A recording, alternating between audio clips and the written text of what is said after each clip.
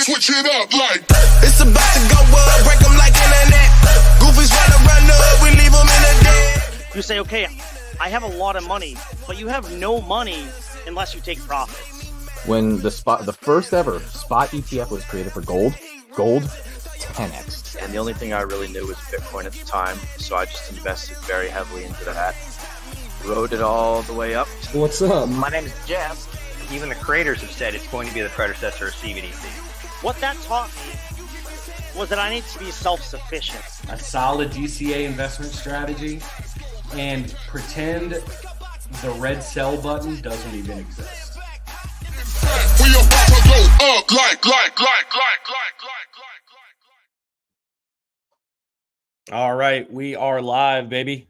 Gentlemen, thank you for popping in tonight. Tonight, we are going to be talking about portfolio allocations, and we're going to be talking about risk management, two very important topics when it comes to investments of any kind.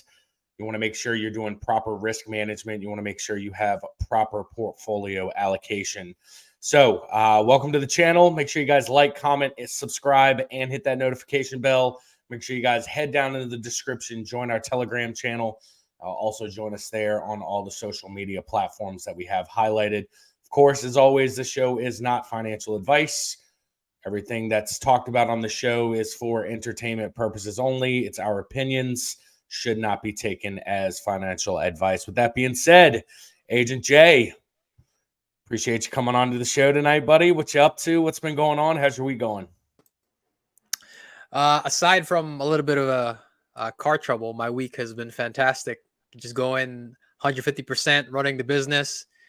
And I got everything situated with the truck, and she's back and ready to get to work. You know, I was telling my mechanic, I was like, hey, man, I don't mind paying for the damn service, but take care of my baby, okay? Because she's the legs of the whole operation. If she doesn't run, I don't get paid. I don't have any money to throw at the market. So it's important that she's up and running. But you know, she's back in the garage and ready to go. So that's give me a lot of peace of mind, because it was been a stressful 24 hours. So, but other than that, man, you know me, I'm the perpetual optimist of the group. So doing good. How about you, Will, man? How you been? I am doing fantastic, gentlemen. I'm on my way over to Las Vegas, where I'll be attending the Crypto Mindset Meetup for 2023. Hopefully some of our audience members will be there, and we'll get to do some in-person interviews for this Sunday show.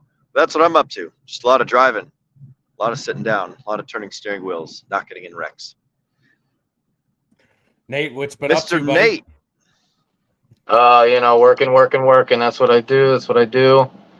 If I'm not working at my 9 to 5, then I'm working on the show and crypto as well. You know how it goes, just constant. I literally, usually every single day, right at a specific time, I'll put aside like 2 or 3 hours to just like calm down and just have dinner, watch some anime or something, right? And then just be like, before bed. You know, I think that's really important that everybody has that ability to be able to do that, you know?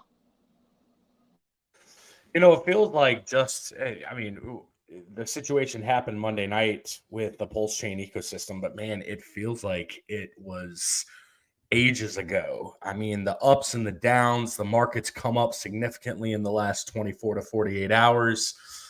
Just all the uncertainty is crazy. Jay, what are you thinking about that, man? You got any input on that as far as, you know, what we're seeing, what's going on? You know, has the bottom come in yet? What do you think on that aspect? When we actually brainstormed this episode, I was thinking to myself, how appropriate is it that we're gonna talk about risk management and portfolio allocation after something like what happened with Pulse Chain happened on Monday, right? It's just so appropriate. But as far as where we're headed from here, you know, I was talking about this with some of the guys in our group in the Telegram chat. And look, the chart right now has recovered quite significantly, right? Every single token, Pulse Chain, Pulse X, the Hex pair, and even Incentive, right? All of those tokens have recovered anywhere between, I think they got as high as 2.5x for some of the tokens. I think when I looked at Pulse, it got up to like 8.5. So that was about a 2.5x from the lows, which makes sense because a few days ago, Richard announced the new on-ramps for Hex. And then obviously the Highest of Stakes movie is coming out on Friday. And so we're getting a little bit of a rally. I spoke about this a few episodes ago, where whenever you see a significant drop, there's an automatic rally up, right? And then a slow bleed down. That happened. But then once you hit those new lows, right? Once price starts to creep around and kind of look for a new floor, there's going to be a certain point where buyers are going to decide, all right, man, this is cheap enough, and we're going to start buying. And that's a domino that kind of started the cascade, obviously, plus all of the positive news that we got over the last few days, and people are starting to buy up that price. But we are hitting the first major level of resistance. It's funny because when we spoke about it on Monday, price is hitting the resistance areas where we spoke about on Monday, right? During the TA portion, it's hitting it square in the face, resistance. And even the lows, where the initial lows that I was talking about, that's the area where we kind of found the lows at too. And so as far as where we go from there, who knows, man, right? I was telling the guys, because people were asking for price predictions, I was like, look, because the whole ecosystem is in an area of new price discovery, you are going to have to keep your head on the swivel, because any type of news, whether bullish or bearish, can affect the price significantly. And so this is the point in time where you really need to have a solid investment thesis in plan and to actually execute on it. And it's also a very important time for you to be paying attention very closely to any news that comes out over the next few days, over the weeks, because you don't want to get caught off guard, right? But if I had to take a guess at it, I don't think the lows are quite in yet. There is still a possibility of new lows. That's just me personally, right? It's just a pattern that I've observed over the last year or so across different ecosystems and across different assets. It tends to happen this way. But can we go much slower? Not sure, right? We were speaking the other day in the CMC chat about how you can't really make predictions when there is no chart to make predictions from.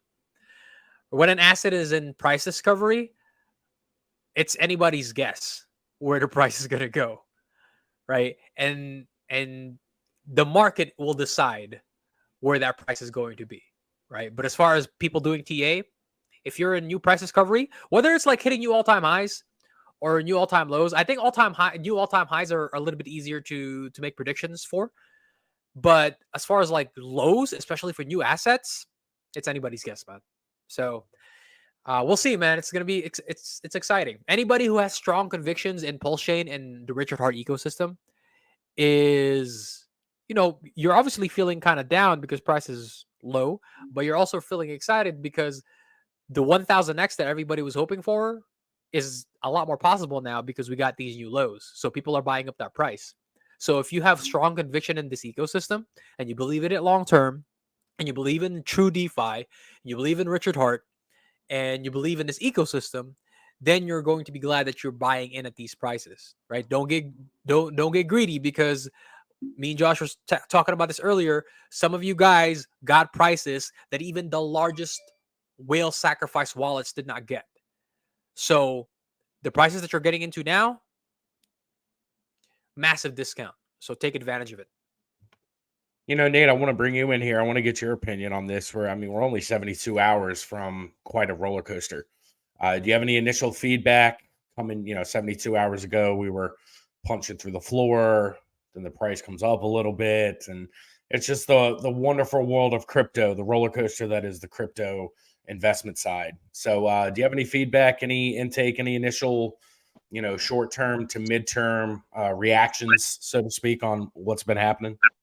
Yeah, the thing that I feel like I'm dead inside, because basically I enjoy red candles so much where I'm able to oh, it's time, I start throwing money And it's like you really can't miss when it comes to things like that. Those big red candles.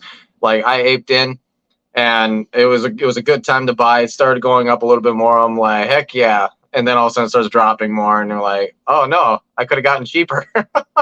Oh well, right? You know, I still got those prices. And that's why I love red candles, because it's like all I'm seeing is right now you need to understand it's gathering as many coins as you can. It's not gathering as many dollars as you can, right? And so when you're watching your dollar amount going down and down in a red candle, but yet you have the same amount of coins, right? And then you put dollars into those coins and you're getting more coins. That right there is a really nice feeling. I'm feeling very rich when I start doing that. And so, because I know that eventually these coin numbers are not going to matter. It's going to be more about the dollar amounts rather than the coin amounts, right? And so when that transition happens, I've already been looking at the coin amount, right? And man, all I've been doing is just gathering more and more and more coins until it's finally time to hit, hey, it's dollar amount time. That's actually a good point, Nate. You remind me of something that our mentors kind of taught us a while back, is that in the bear market, you want to focus on cultivating coins, right? Cultivating the crypto. That's the mindset. And then in the bull market, it's the opposite, right? That's when you kind of start seeing the dollar amounts. But in a bear market or in a crabbing market like we've had for the past few weeks, you really want to focus on accumulating as many coins as possible and not really seeing the dollar amount next to them, right? Because when you're in a bear market, you're probably not going to like seeing that number. I think, you know how a lot of folks were panicking in the beginning because on the Pulse chain side of MetaMask, you couldn't see any prices. I think some people really need that, to just not see the prices and just see the number of coins that they have in the wallet, right? Because that number is a lot more impressive than the dollar amount that's next to it a lot of the time. So that's a really good Jay, point. I'm glad that you brought that up. When you say that, right, the reason why that they do that is because they're so, like, in the traditional space, the only time it's ever mattered to have as many coins, like have more coins than dollars, or not, or when you're not looking at dollars, right, has been now in crypto, or like ancient times when it was like something else entirely, right? Dollars now for the past 120, 200 years, right? Like some kind of currency that specifically says, 1-to-1, right, has been the way. And so if you're looking at your bank account, you don't have as many dollars or euros or whatever they used to have, British pounds, right? If you're looking and you don't have enough of those, well, you're screwed.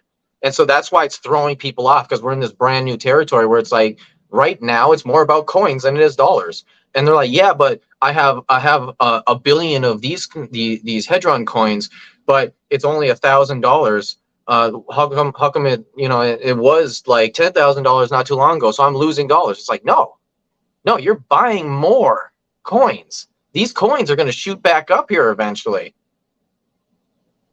And see, that's where it reverses too, right? Because then what ends up happening is then it reverses. We get to the top of the bull. All of a sudden they're like, oh no, I'm buying 100 coins instead of the billion that I was buying. But it's a good thing I bought those billions, because now I'm selling them for millions. Wow. I love crypto, man. I love crypto. Yeah, for sure, man. I think that's another good point that you brought up. I think people, especially beginners, and we'll probably discuss this to some degree in this episode, they have a hard time, especially from traditional space, like you said, making that paradigm shift from looking at an asset and ignoring the dollar value for a period of time and instead looking at the amount of the asset that you have. I think that's another really good point that you made there. The people, especially from the traditional space, when they enter crypto, they have a very difficult time creating that paradigm shift, right? Making that lateral move to looking at cultivating more of the asset as opposed to cultivating more of the asset in terms of dollar amount. So that's some really good insight there, Nate. Thank you for doing that. Hey, Will, Also, I wanted to give you the chance to, go ahead and pop in here, Will. Yeah. So the dollar value currency is a very useful useful vehicle for buying and selling things quickly, right? Let's move our thought process out of the cryptocurrency world for a little bit and just think about things in life that are valuable that you have that, like, say you wanted to sell it, like a house, for example, or a stack of guns or a peanut butter and jelly sandwich or something, right? If you can't sell the item, it doesn't matter what the fucking value is if you need money, right? So like in the cryptocurrency world, so that's a in the cryptocurrency world, you can sell things instantaneously because we have automated market makers, and that allows us to extract the value out of whatever the asset is that we have instantaneously and quickly. Whereas before automated market makers, all like the next best thing was like the stock exchange, or like, you know, a flea market where you go and you find someone and you haggle with prices and blah blah blah blah blah. It doesn't matter what like the dollar value is of a thing if nobody's willing to pay it. It doesn't matter, like all this talk about value and like dollar value. People, I think one thing that I would encourage people to do is to look at the world in less of a perspective of like, oh, this thing cost me X, Y, and Z dollars, and look at it more from the perspective of, oh, this thing has X, Y, and Z sort of like value to humanity, right?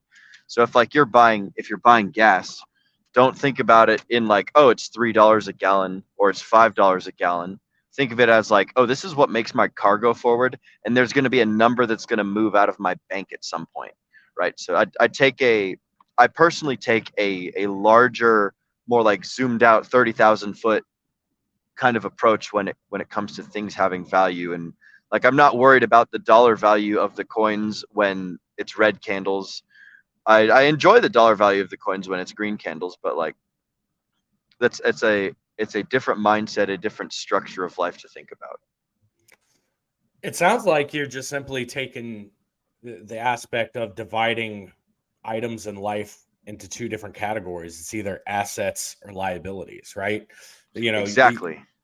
Putting the gas in the car, it might take a little bit of money out, but if that gas is propelling you to work for you to make more money, then, you know, that would be considered an asset, as opposed to something you just keep draining money into that's not producing any additional income or really any value in your life. And money, you know, is just another currency of value. You know, there are various types of value that we have. Time is a value, income is a value, money is a value. You know, there are different types of values that we have in our lives. Our relationships is a value. So if you just simply, and I'm glad you brought that up, it sounds like if you just simply break it into assets versus liabilities, it's going to make it a whole lot more rational and a whole lot more less of a gray area with what you spend your money on, what you spend your time on, and how you allocate the different points of value that you have throughout life. Am I tracking along those lines? Do you agree with that?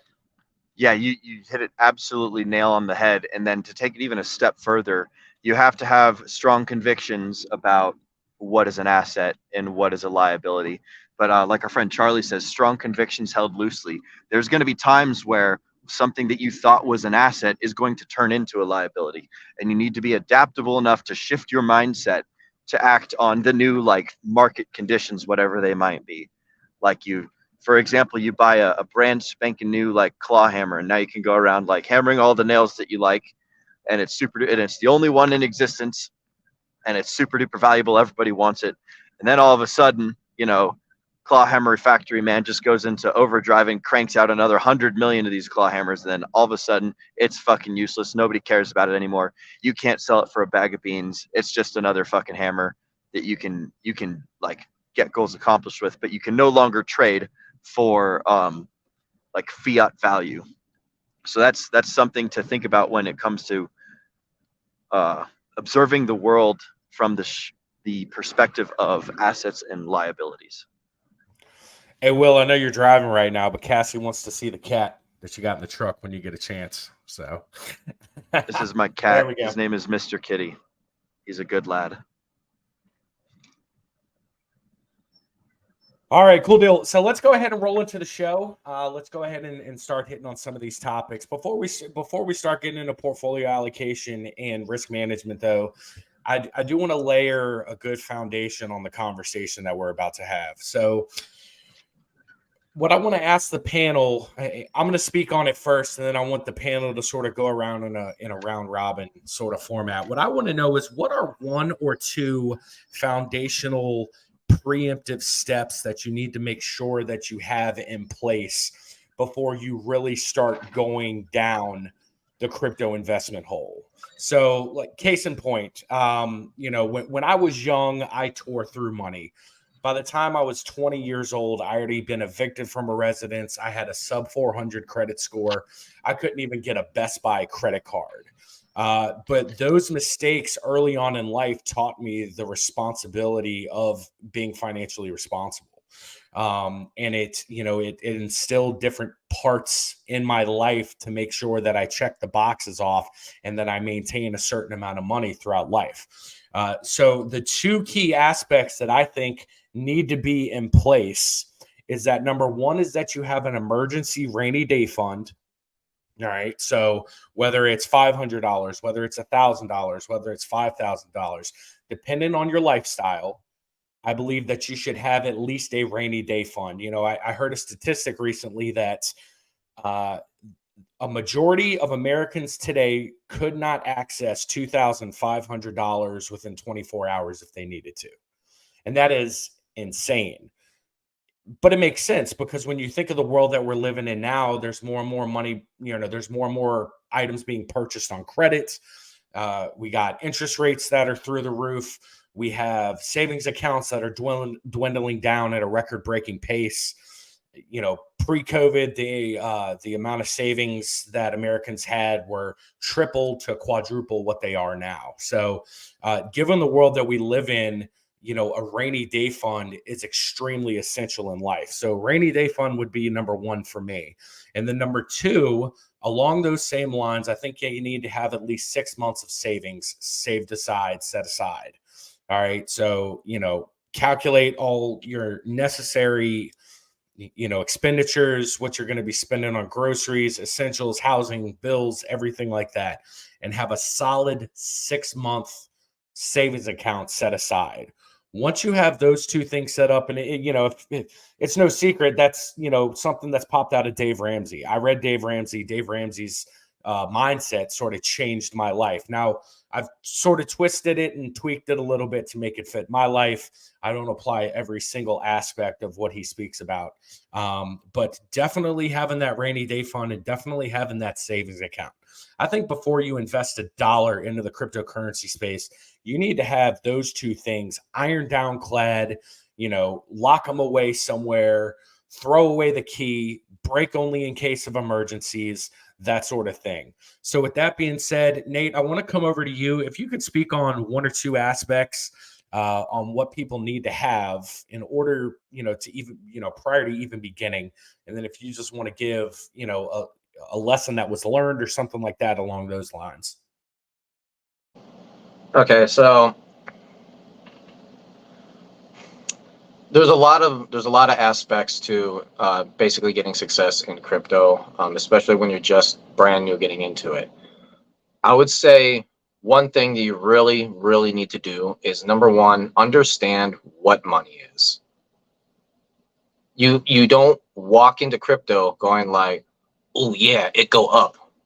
Like, do you even know what money is? So you need to at least be stable, right?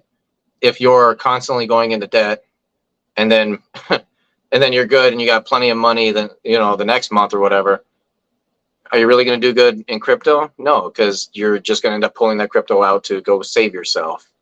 And that's not the name of the game.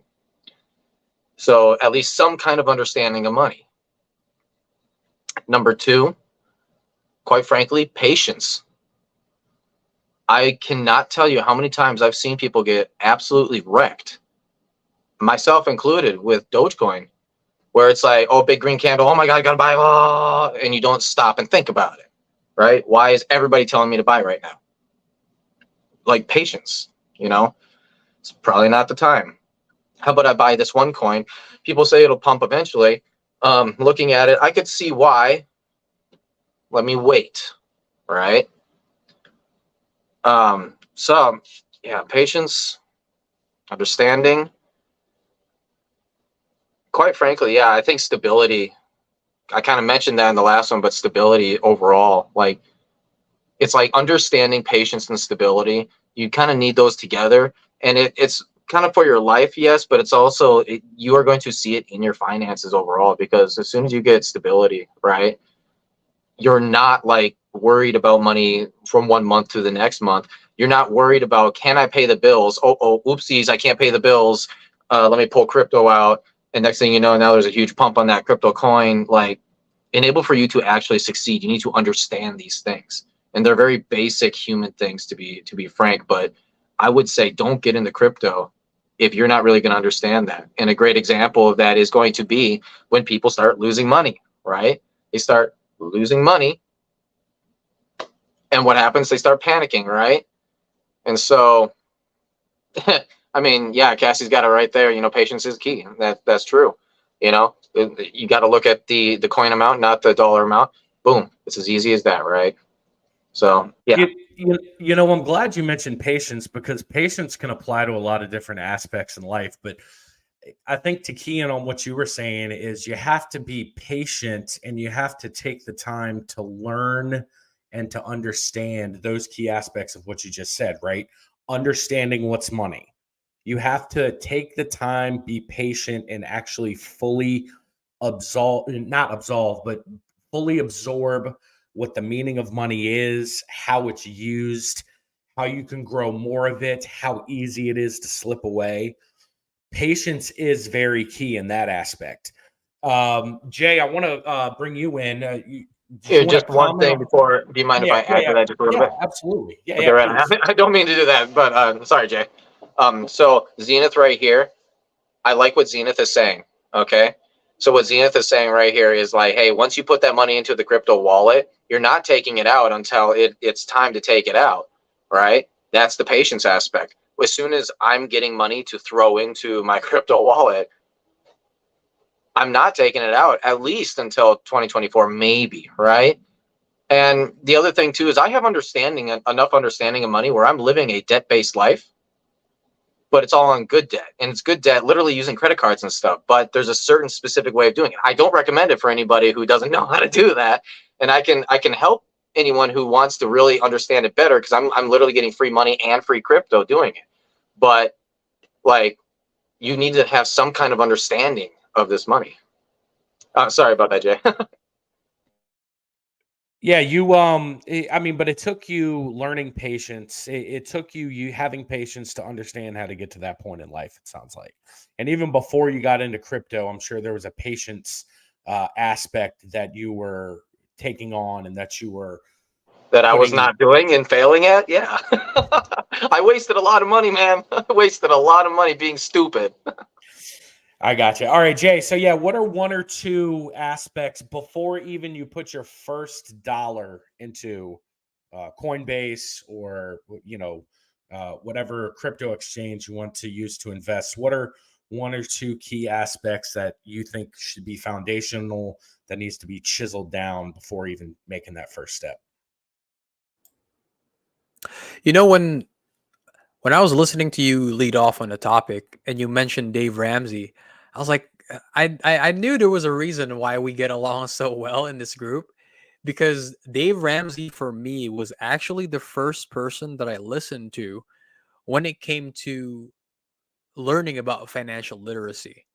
And I know that a lot of high level savvy investors, I'm sure some of you are familiar with them, they kind of bag on Dave Ramsey because he encourages people and he teaches people how to get out of debt, right? It's like getting out of that debt snowball, I think he calls it, right? Building that momentum, paying off the lowest amount of debt that you have first, and then you start moving on and attacking to the bigger ones, right? Like, let's say you pay off a small credit card before you start worrying about paying off your $100,000 student loan, right? Building momentum that way.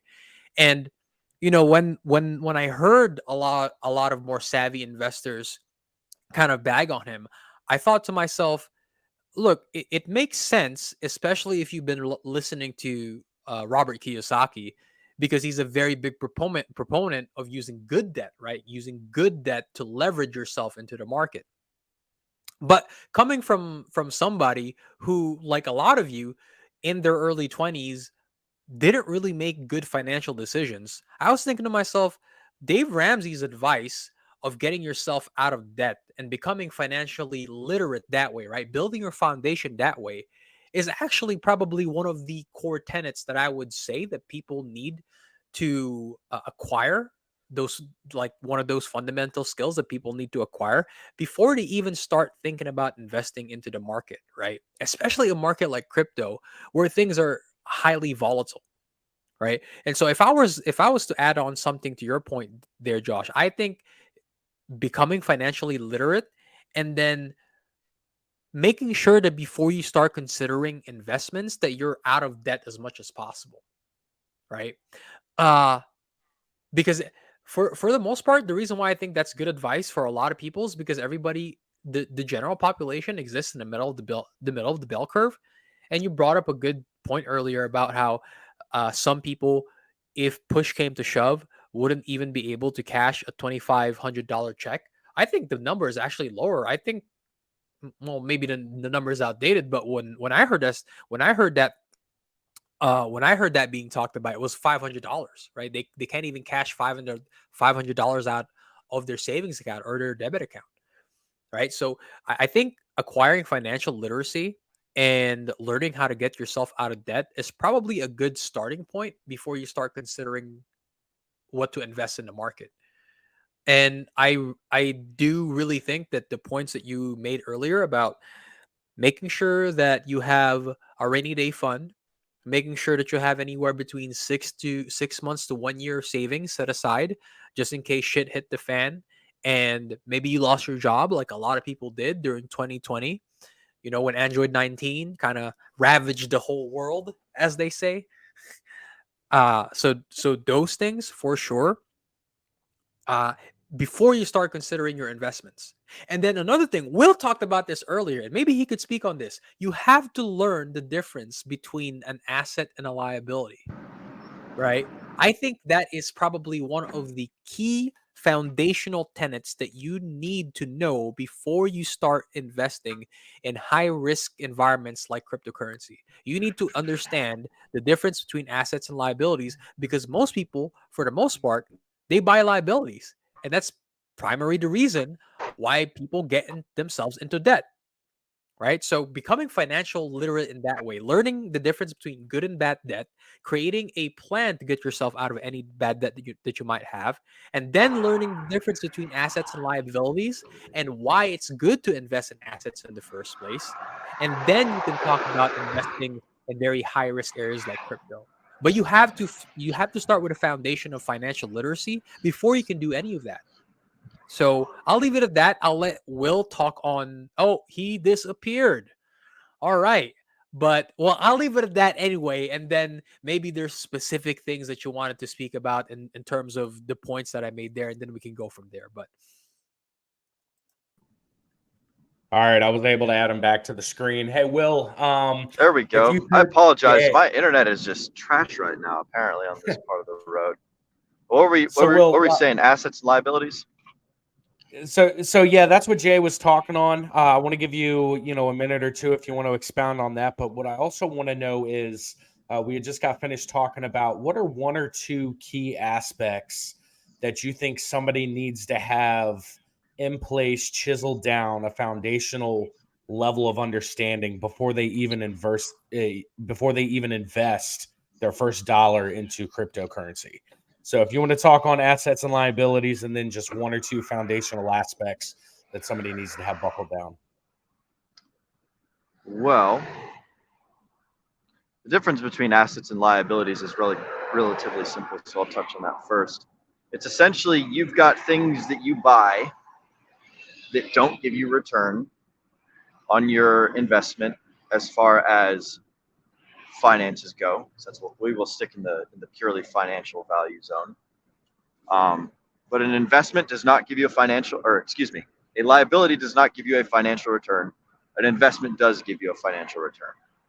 Sometimes your investments, they require a bit of work in order for you to, capitalize on using them properly.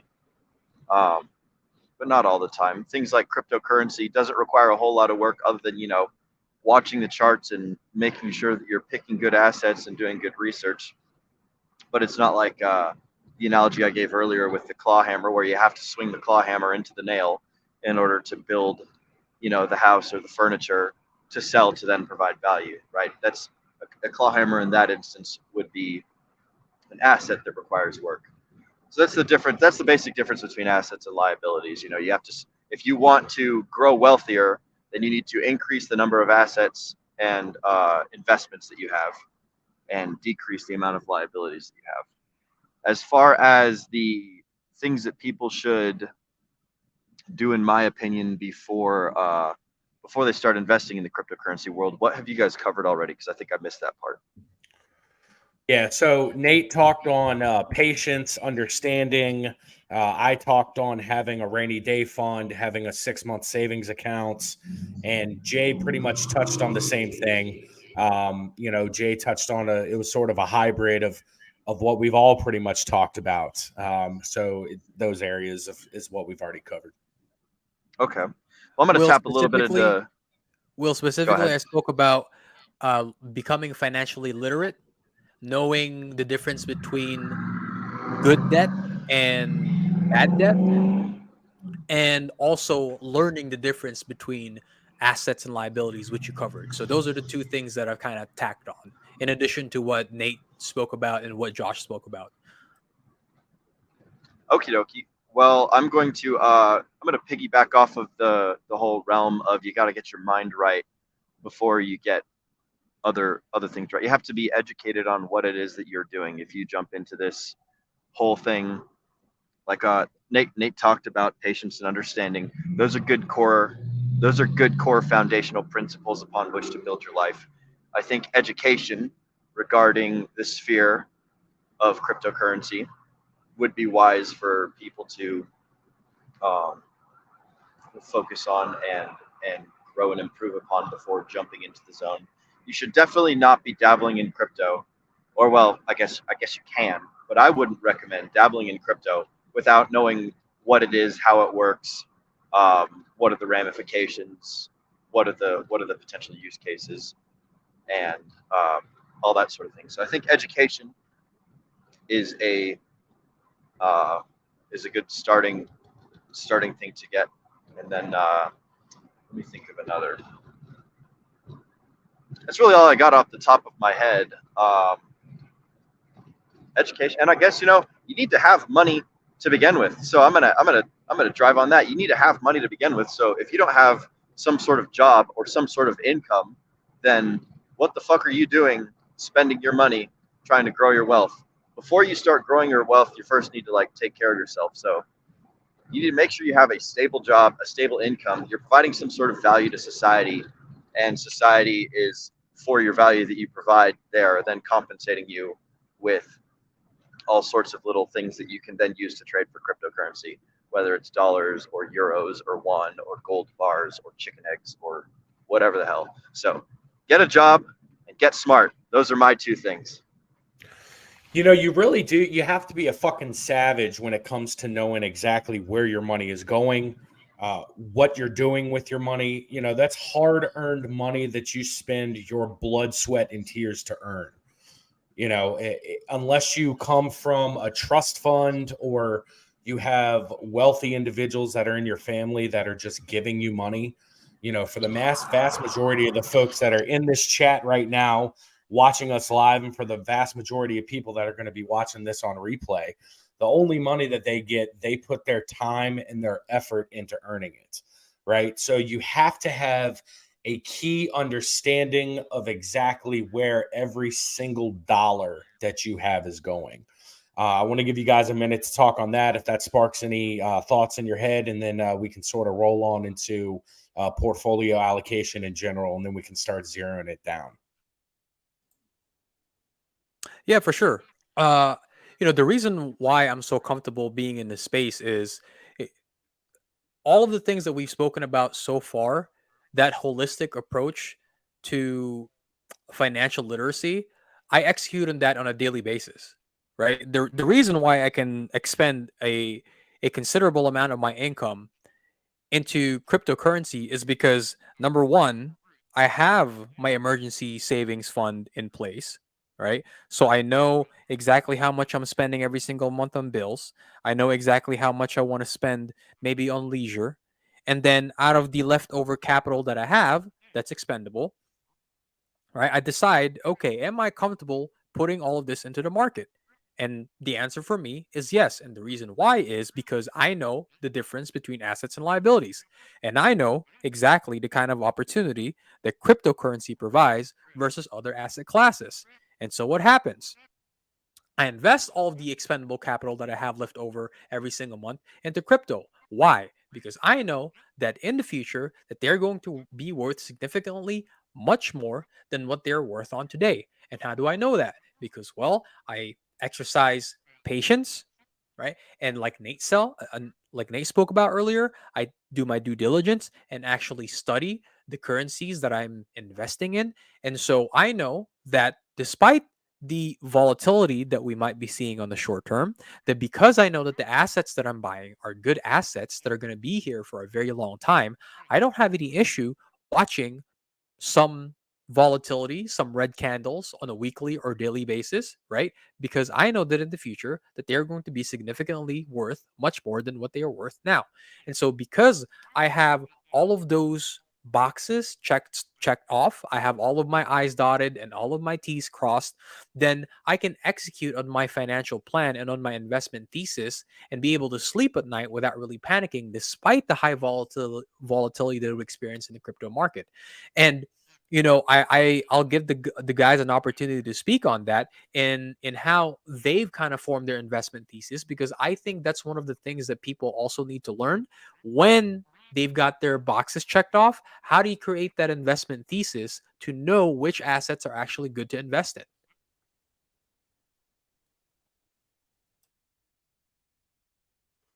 Nate, do you want to go ahead and speak on that for a minute? Yeah, Yeah, could so you the remind me of question the I guess that I question? want you guys to answer is, how do you formulate your own investment thesis? Like, what are Oh, the things that you look for when creating your personal investment thesis? yeah. So, apologize for that. I was typing something out on Telegram. So yes, quite frankly, when it comes to like investment, I look for good projects. Ultimately, like I want, I want my money to go up, right? And so ultimately, what I'm looking for is this a good project? I've done it so many times where I've made a lot of money and put it into something and lost it. Generally, I was one of those guys, those weirdos looking for the instant get rich type of deal. Of course, that doesn't work out. So I've learned how to patiently be able to be like, okay, what are they doing, right? What's kind of going on behind the scenes, possibly, right? And just all that. So when I started thinking of like, okay, I want my money to go up, I'm going to look at these aspects. These aspects ultimately, I mean, as dollar cost crypto, Miguel says, the whole box, right? You're looking at everything, making sure that when you do put your money in, it is able to go up. Quite frankly, this is where the idea of like money printers comes in for me, because I don't have time to sit there forever. And so I'm like, okay, this is a good project. Okay, I figured it out. I like it. Now, how do I make money on it, right? Is it going to be one of these things that I put in and then it sits forever? Or is it going to be one of these things where I kind of got to watch for a bit, right? I don't want to watch it. Okay, what else can I do with it? Okay, maybe there's a lot of good yielding with it, right? Yielding gives you money when you're not there, right? Because I work a lot. That's ultimately how I make my thesis is quite frankly, is it a good project? Can I trust it to be there when I get home from work, right? And then, okay, now how can I have more money, more coins coming in, right, while I'm at work? And that's it. I guess it's a little bit simpler than maybe I make it sound. I do. I handle my investment thesis, and keep in mind, my investment thesis is constantly changing. It's not something that's stagnant. Depending on where I am, what my income level is at that time, if I have more money coming in because, I got something going on in life where I can make a little extra money. Maybe I'm selling something. Maybe I'm going through a phase in life where I'm selling stuff, I'm getting rid of stuff, or I'm in a period of life where I'm able to work more overtime or this, that, and the other. I find a quick investment opportunity somewhere. It's constantly changing. So, but what I do is I balance between reasonable, realistic growth in the terms of, interest or income coming in, something reasonable. I'm not looking for those vast amount of X's. That's not what I'm doing. I'm looking for something reasonable while also balancing the risk as well.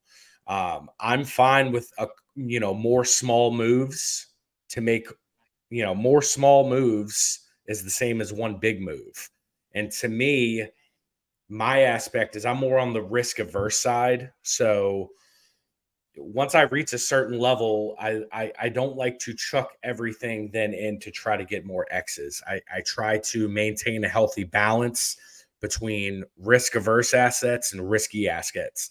But like I said, the biggest thing for me is it's constantly changing. I might have a 70%, 30% risk to risk adverse one day or 1 month. And then the next month, depending on something changes, I might be 50-50. It depends on the timing. If when we were going into the bear market, of course, I had a lot different investment strategy. My investment strategy was a lot different than it was, coming out of November once, it pretty much became realized that the bear market bottom was in. Now, because everything's on big discounts and stuff like that, I can maybe shift a little bit into the more risky business and take, have just a little bit in the risk averse side. So that's my aspect. Will, do you want to talk on that? What goes into your investment thesis and what's helped you where you are today?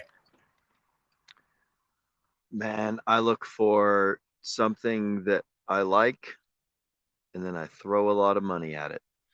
I basically just have to be convinced that a thing is good and that it's growing and going to continue. I suppose like what Nate had said a minute ago, what DCC teaches in his courses and with along with Charlie and stuff is the box, the fundamentals. The thing I look for is I guess that the strongest indicator of a good asset is the leader.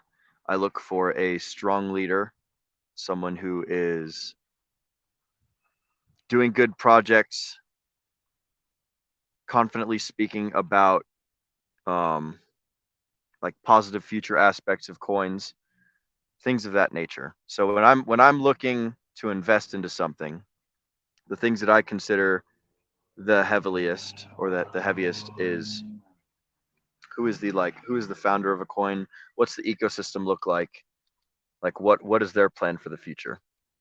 That's the stuff that I focus on the most. And then obviously price is the most important thing, right? So what does it cost now? What do I expect it will cost later, right? What is going to be my return on my investment? So that's all I got on that. Jay, forgive me. Jay, forgive me for this. Did you have the opportunity to answer that for your own, or have you answered that or have you not? I apologize. Oh, about how I form my investment thesis. It's very similar to how Will and Nate and you go about it, right? I think that's probably one of the primary reasons why we get along is because we share a lot of these fundamental basic principles when it comes to investing within the space.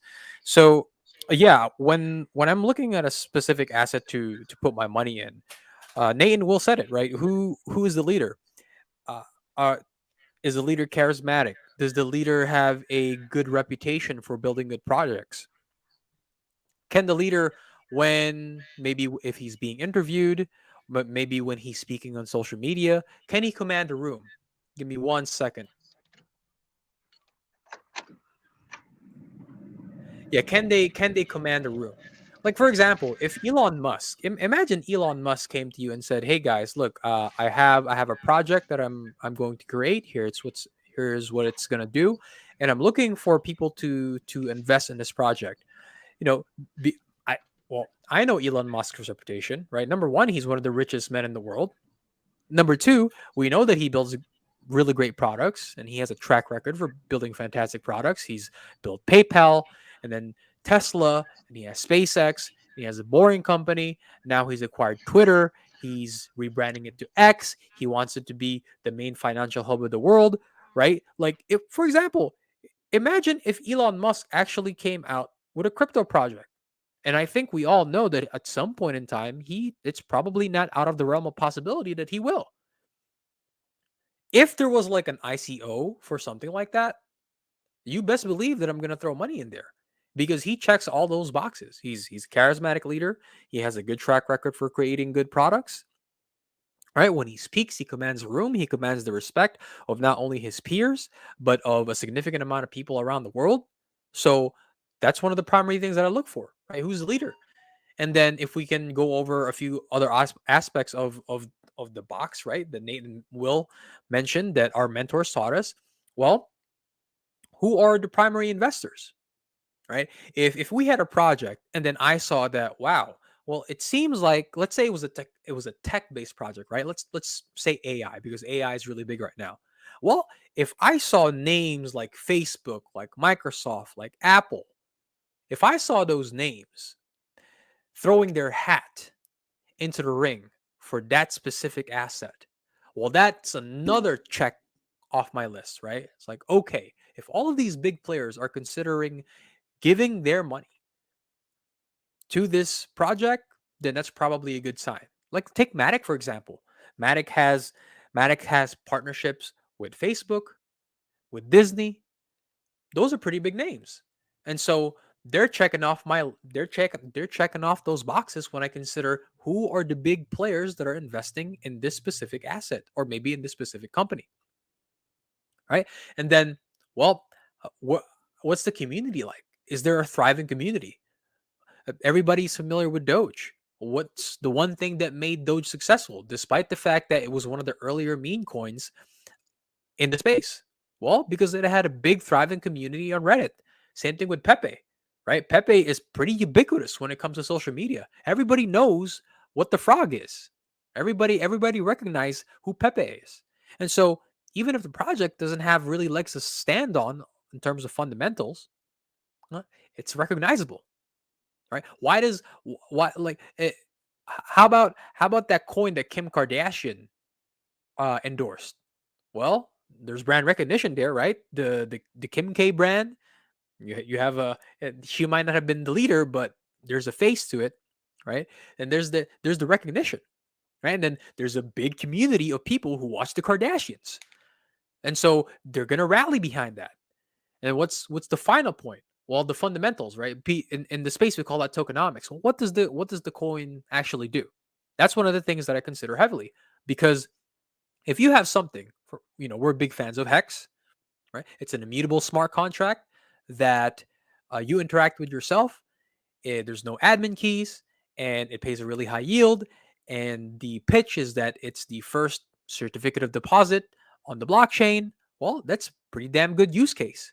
What's the tokenomics behind Pulse X that we like so much, right? The buy and burn feature, where it takes a portion of the fees that you pay when you transact on that specific exchange, and it burns them forever, and that's good for price appreciation, right? That's a pretty good thing, and so that's another thing. That's the last thing that I consider when investing into asset, right? So who's the leader? What does it actually do? Is it trying? Another thing that I consider when it comes to tokenomics is what does their plan look like? Is the thing that they're trying to do something that they can accomplish within this year, or is it something that's going to take 10 years from now? Right? A really good example is, I think it wasn't Dana White. Oh, it was Mark Cuban.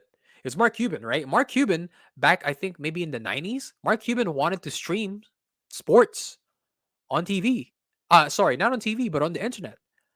That was a really stellar idea, and that the streaming services are ubiquitous now within 2023, right? But in the 90s, the technology there wasn't possible. And so when they have a plan and they tell you what their plan is, can they actually execute it on it now? because that's what's going to drive up price for that particular asset. The thing that they're promising now, can they actually do it? So that's very important. So there's those 4 things. I know that was a really long-winded, but I guess I kind of wanted to give people a bigger scope of exactly what it means to create a good investment thesis and what it's like to observe an asset, right? And what are the things that you need to consider when choosing the asset, what makes it good. So you have who the leader is, who the investors are, is there a thriving community? And then finally, what does the project actually do? And more importantly, can they accomplish that project within the time course of the next year or the next few years? And are they actually executing on it? Right? Because I know, I think a lot of us, and a lot of you guys can empathize with me when I say that there's a lot of people who talk about wanting to do things, but there's actually no plan and there's no execution. So that's really important to observe from the people behind the project. When they tell you the plan, are they actually executing on it, right? Can you see objective, quantifiable steps that they're taking, that they're checking off the list, that they're accomplishing? Because otherwise, it's just a lot of talk. It's just a lot of hot air. And you don't want that when it comes to a project. So those are the 4 things that kind of make up that box. And it forms the foundation of my investment thesis. I'm glad that you mentioned that, Jay, about people talking versus people doing. That's something that needs to be said. There's the world is full of cheap talk and little action.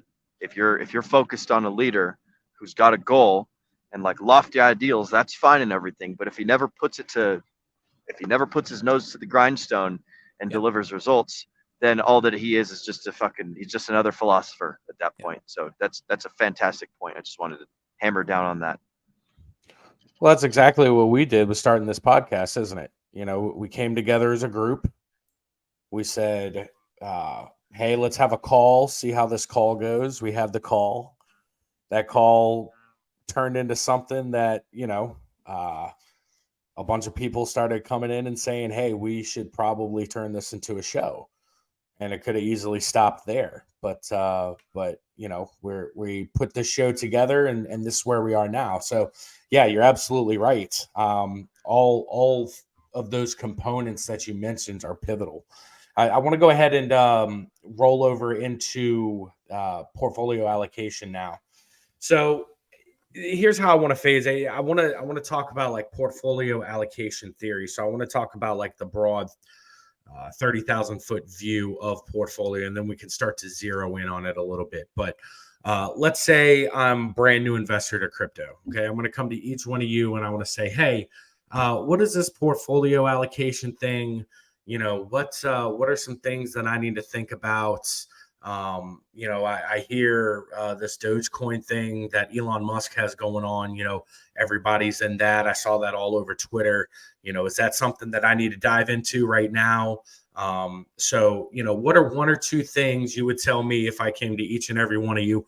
Will, I want to start with you first, and then I want to go to Nate, and then I want to go to Jay. Yeah, we're friends. I come to you. Hey, I'm new at this. What is this portfolio allocation thing? Haven't heard much about it. What would you say to me? I would say that we need to come to an understanding, right? Like the whole little not financial advice thing, the whole little you own your own decisions thing. That talk needs to be had first and foremost. But once we get past that zone of like, hey, this is all your decisions, this is all your actions that you're taking. Are you talking about like coin specific sorts of things, or are you wanting to know more of like principles and things of that nature? Principles in general first. That 30,000 foot view ahead of time. Okay. Before we get into anything specific. Okay, so some folks.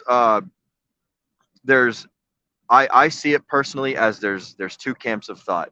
There is risk averse, and then there is risk tolerant or risk enthusiastic, perhaps, right? So if you are of the camp of risk averse or more conservative, or like protect your wealth, you're a bit younger on the spectrum, then I would say you need to find something that's going to give you big fat X's as quick as possible, get you the not necessarily irrational risk, but rational risk executed irrationally, if that makes sense. So one of the things that I'd like to say is absolute conviction, absolute irrational conviction, right? So what I've personally done is I've found some coins that I think are going to generate me massive X's, and I just fucking throw everything at that. The other school of thought is you want to have a safety net that will not generate you as much potential yield. Like the multipliers aren't going to be as fantastic. So we'll take for instance Bitcoin and Ethereum. You're not going to get crazy X's on Bitcoin. You'll get a little bit crazier X's with Ethereum. But those are the two like slow moving coins that aren't going anywhere anytime soon. They will get you a return on your money if you invest at the right time and you pull out at the right time. If you're thinking in terms of US dollars, right? These blue chips won't go anywhere fast, but they will slowly climb uphill. You could almost think of it as the incline of a mountain, right? You can walk up a steady slope and get slowly stronger and stronger, or you can fucking sprint and scramble up a risky cliff and you can get higher really quickly, and you tire out faster and you burn muscle faster, but like the gains are more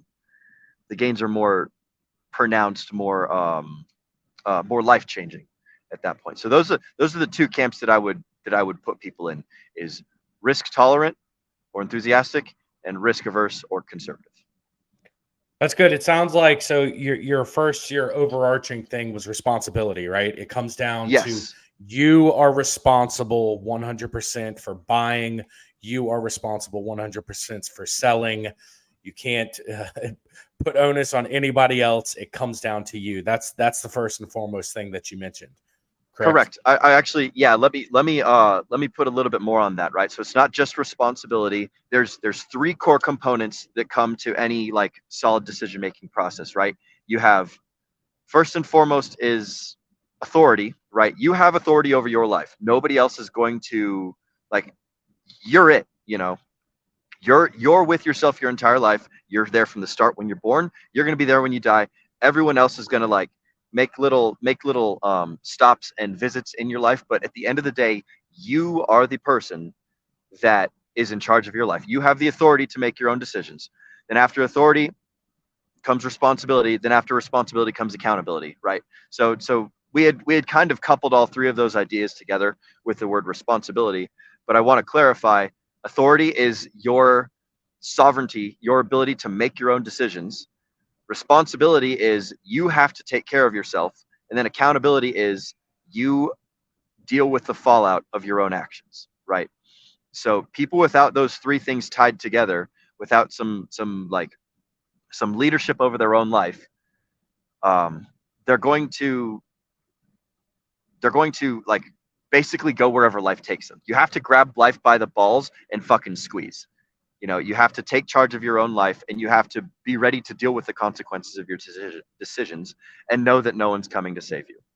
So that's the little touch up that I had on that. Exactly. Nobody is coming to save you. So I liked how you hit on those three things, and then establishing a safety net, and then after a safety net is determined, then you can really determine if you want to be risk tolerant versus risk adverse. Sounds like perhaps sort of. So like the safety net would be for the conservative people, and then the no safety net is for the risk averse people. And it's obviously a spectrum, right? It's not just two opposite ends of a coin. There's people that are going to be quite a bit risk tolerant but still have a safety net, and then there's going to be people that like have no safety net, and then there's going to be people that are going to be like 100% safety net, right? It's a spectrum. And that all comes down to the individual, right? Because everybody's individual investment plan is their own. You're absolutely not right. Anybody else's. Okay, cool. I like that input. Hey, Nate, I want to bring you in. Hey, bud, what's this portfolio allocation theory? What is this? Can you explain it a little bit to me? What are one or two principles that you think I should know going into it? Well, as far as what to know, right? Like when somebody approaches me, they're brand new, and they're like, "Oh, I want to get into crypto. Can you help me make a portfolio?" The first thing that I ask them is, "Do you know what crypto is?" "Well, yeah, I know the Bitcoin. I know the Ethereum thing. I want some Doge, right?" And it's like, okay, all right, newbie. The second question I'm going to be like is, okay, you want to get into crypto, good. How much are you going to be putting in? Usually it's right around, oh, maybe a couple $100. Okay, that's safe enough, right? At that point in time, it's like, okay, now I can understand the person. I understand what it is they're investing, why they're investing. I can kind of I can put together a little custom portfolio for them at that point in time. Whether it's they're going to work better with more adversity versus, or sorry, risk adversity versus safer, right? More safer.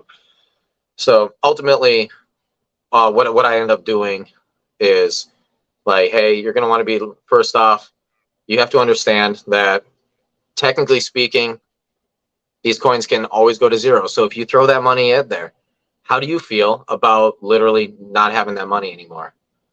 And let's say I want to throw $1,000 in, right? Okay. So how do you feel about 50% chance that you'll lose that $1,000? Oh, I can't do that. Okay.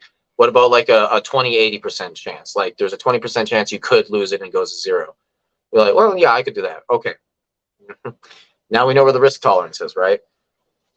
And I can kind of judge on what's safer coins to go from there, right?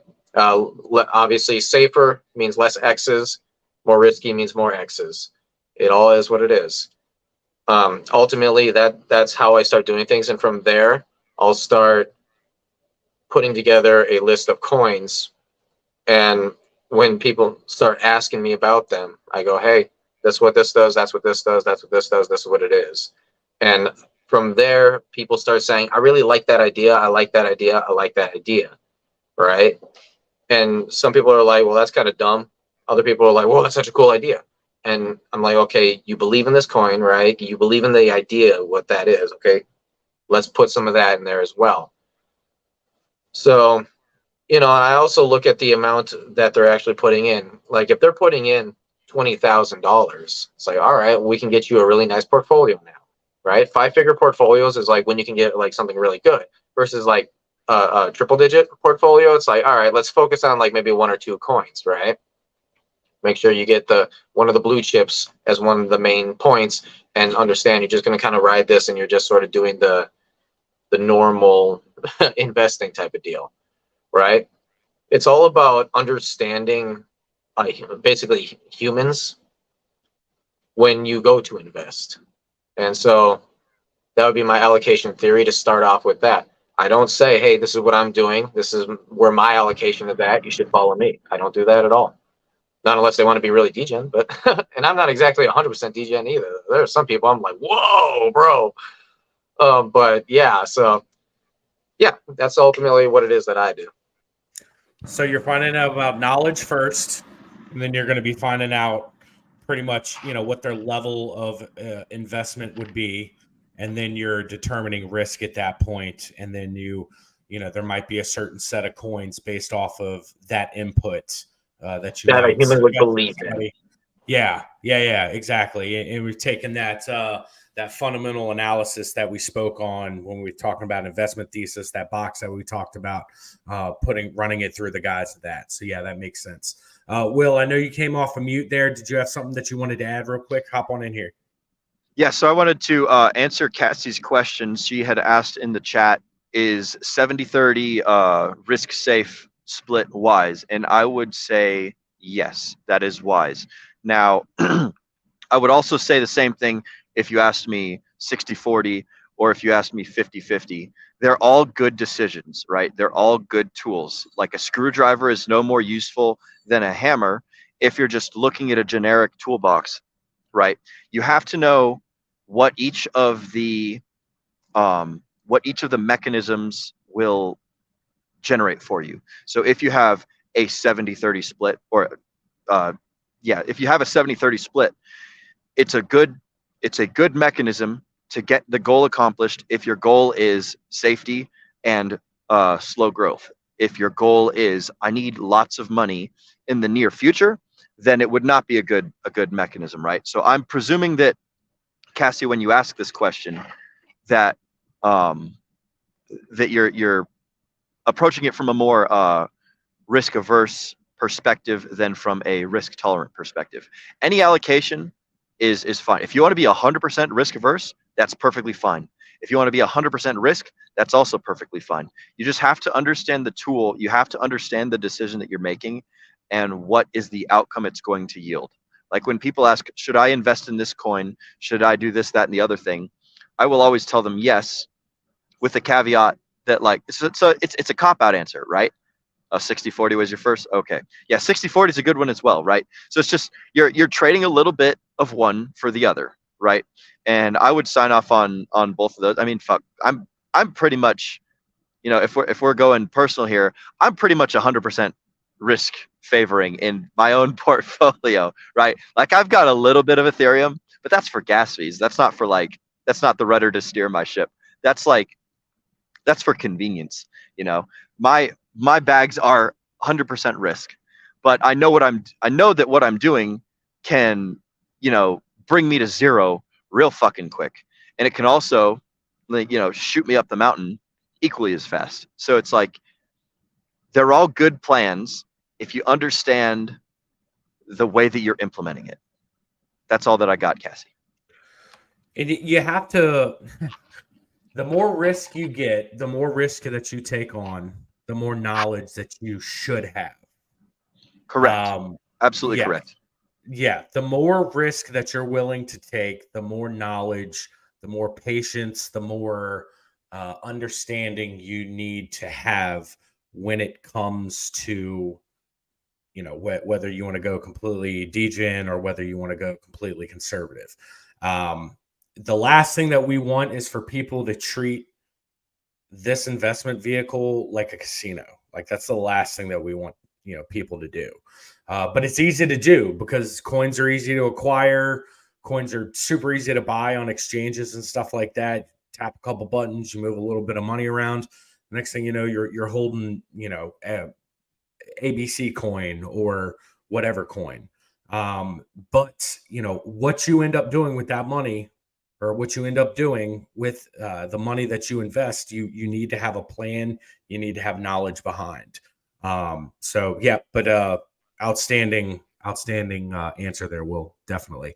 All right, Nate, I want to come back to you real quick. So you mentioned the knowledge. You mentioned the how much that they were going to be willing to invest, and you mentioned what their risk level was.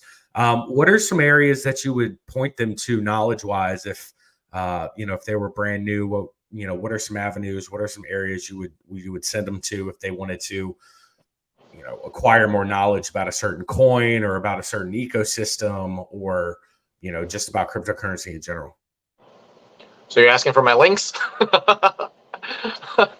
Ultimately, when it comes to that sort of like knowledge, right? The number one thing I'm going to do is like, hey, here's a couple of documentaries that I know have been done that are very well done. Go ahead, watch these. They're a fun time, right? Pop up the popcorn and have a movie night, and you're going to be learning and be entertained at the same time. It's great for beginners, right? Because it's like, hey, I'm having fun. So that'd be the first thing. The second thing I'm going to be saying is, hey, with these specific coins that I'm suggesting to you, right? Go look them up online. Go look them up and see what people are talking about, right? And then kind of get a feel for them. If you start looking at what it is that people like, they don't like the coin, they like the coin, blah, blah, blah, come back to me with questions. And let's go from there. Because ultimately what I'm doing is I'm cultivating their knowledge at that point, right? They have a curiosity. They're going and they're doing their own research, right? And then they come back to me and like, hey, this is what I got out of it. And then I can start sort of like filtering the trash from the golden nuggets, right? And I can be like, so here's why this is trash. I can put in details on that. And here's why these are golden nuggets. Do you kind of see how this is a thing, right? And then they continue to go from coin to coin like that. And they start filtering out that shit themselves, right? And ultimately what ends up happening is they end up kind of they don't they're not on our level where it's like, yeah, let's just go out there and go to Scam Coin, go to Pepe Coin, right? They don't do that, but they're able to look at like an L1 and be like, hey, I like the idea of this L1. It's from a certain country that I know is going to do pretty well. They're getting some investors into it right now. Hey, I think this is a good idea. And from that point on, it's like, hey, I think, and they'll bring it back. Hey, I think this is a good idea. And I'm looking at it like, hey, maybe I'll get into that one too, right? So ultimately, yeah, it's like a little bit of a process, you know. Just kind of feed a little bit there and be like, now go do just a tiny amount of work, doesn't take too much. Here's some links if you need them, right? And I can go like and type it up myself. But yeah, it's ultimately like that. So for anybody out there that would like input, if you guys go into our description, you'll see our Telegram channel. Make sure you guys click on that Telegram and join our community. Make sure you guys like, comment, subscribe, and hit that notification bell for our videos and for our contents. Good input there. I really like that. Hey, Jay, we've been buddies for a while now. My real estate portfolio isn't doing too well. I'm starting to get a little bit of interest in this crypto thing. I know portfolio allocation is important. I have a decent portfolio on the real estate side, but I don't really understand it too much in cryptocurrency. What are some things that I need to think about when it comes to allocation in my portfolio for cryptocurrency?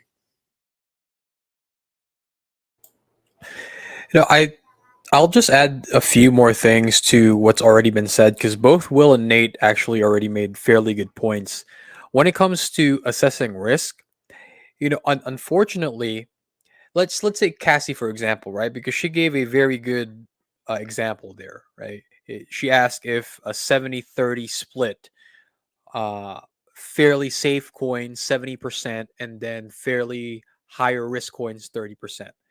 If Cassie was a beginning investor and she decided, okay, I think I'm going to be a little bit more risk averse and I want to go to safe route, right? She might notice that throughout her investment experience that she might actually have a higher risk appetite than she initially thought.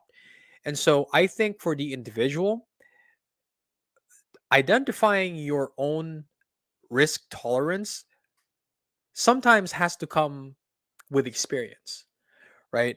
In the beginning of my crypto journey, I was actually more in line with Will's investment thesis.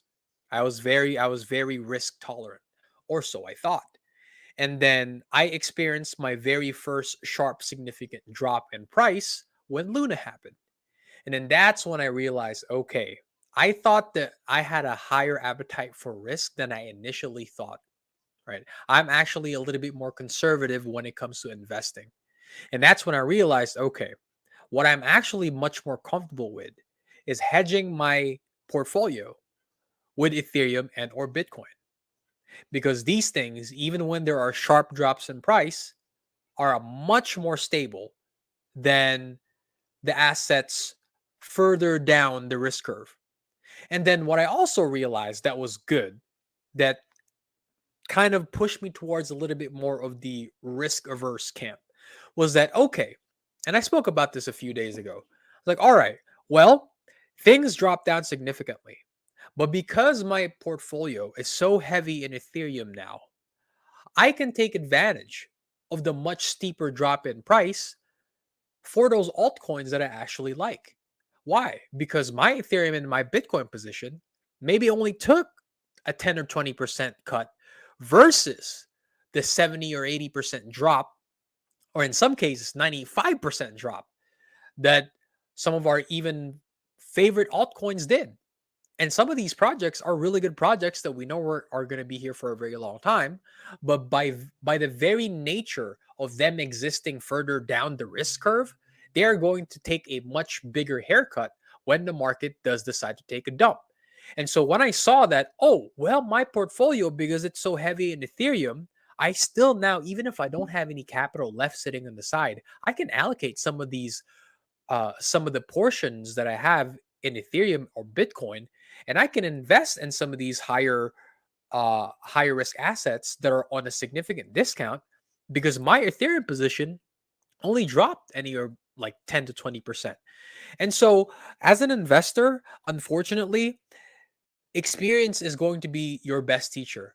If I could make a comparison for my another part of my life, right? I do remote personal coaching for powerlifting.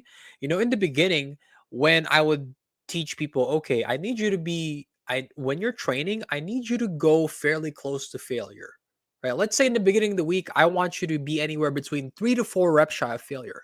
But for a lot of very beginner clients, and even for some intermediate clients, they don't know what 4 reps shy of failure is. And so you know what I tell them to do? Okay, I need you to get on, like, let's say, a leg press. And I need you to keep doing leg press until you can't do another single rep. And that's when you know you're at failure.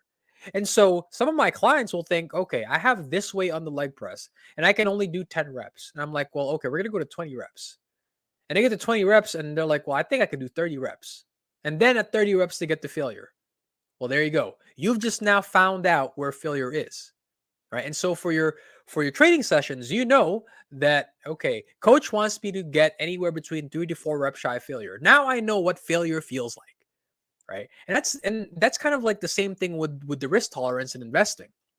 Right. Sometimes you have to really experience what high volatility is for you to identify, okay, maybe I'm a little bit more risk tolerant than I thought initially, or maybe I'm more risk averse than I initially thought. Right. Experience is the best teacher. So that's one thing that I kind of wanted onto that conversation, because Will brought on a really good point when it comes to identifying your risk tolerance. And I think experience really is the best teacher when it comes to identifying that. Another thing that I wanted to add on is when you're formulating your portfolio allocations, I think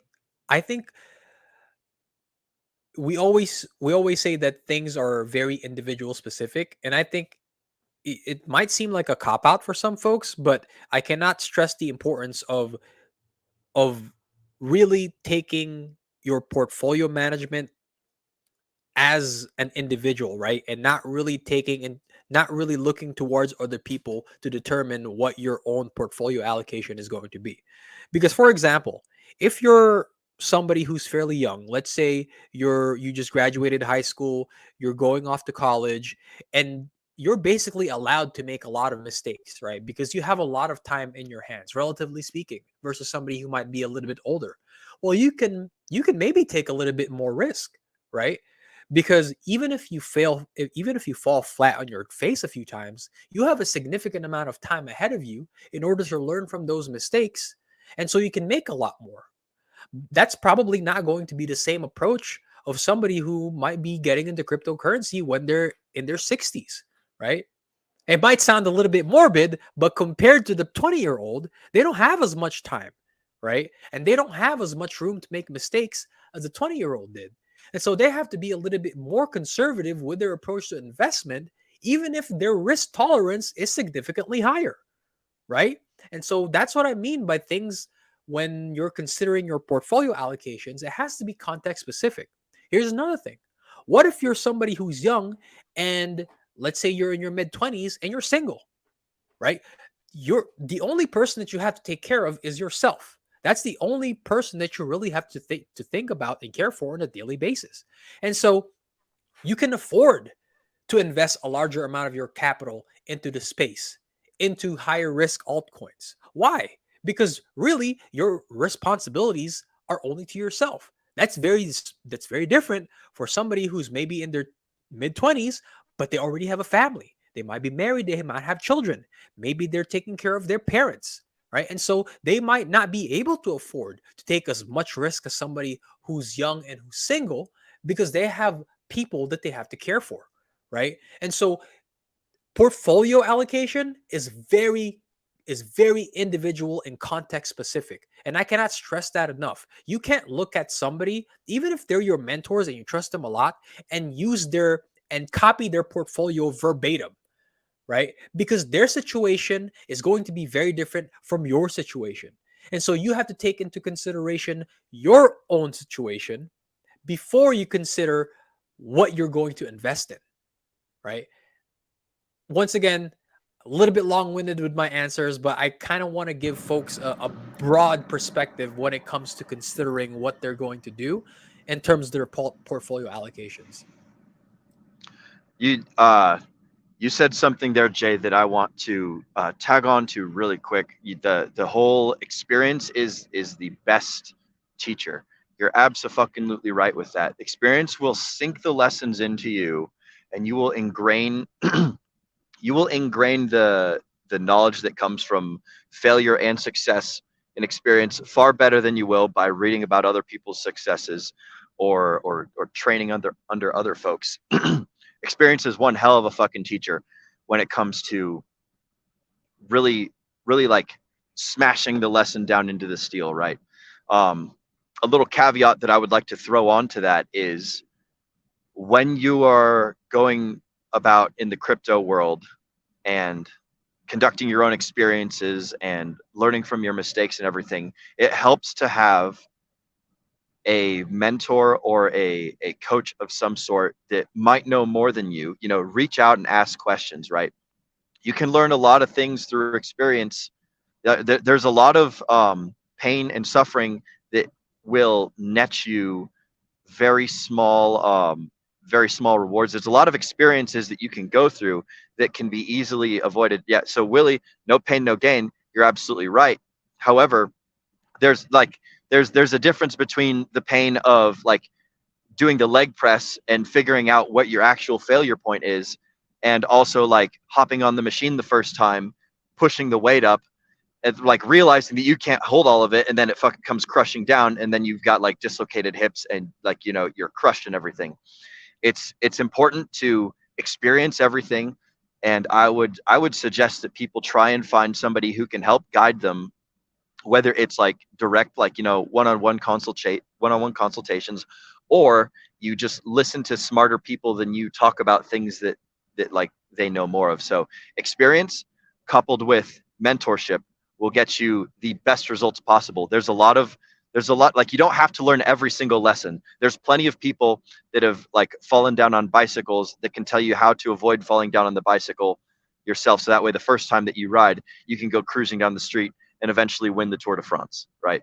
You can skip a lot of the beginner level mistakes if you find yourself a good mentor, you find yourself a good teacher, a good coach, someone who can give you advice and help guide you. That's all I wanted to add onto that thought there, Jay. I love the way that you use weightlifting as a similarity, because there's so many similarities between the two. Somebody, when they first develop a routine in the weight room, whether it's by themselves or if they go out and get a personal trainer, they're initially excited. They get into the gym, they start lifting that first session, their body feels good, they feel their blood start pumping. It's very similar to getting into the market for the first time. You're excited, you actually have skin in the game. Then what happens the next day or two? After lifting weights, you feel that pain, you feel your muscles breaking down, you feel sore. Same situation when you experience your first big dip in the market. You know what I mean? You feel that fear, you feel that uneasiness, you're extremely uncomfortable.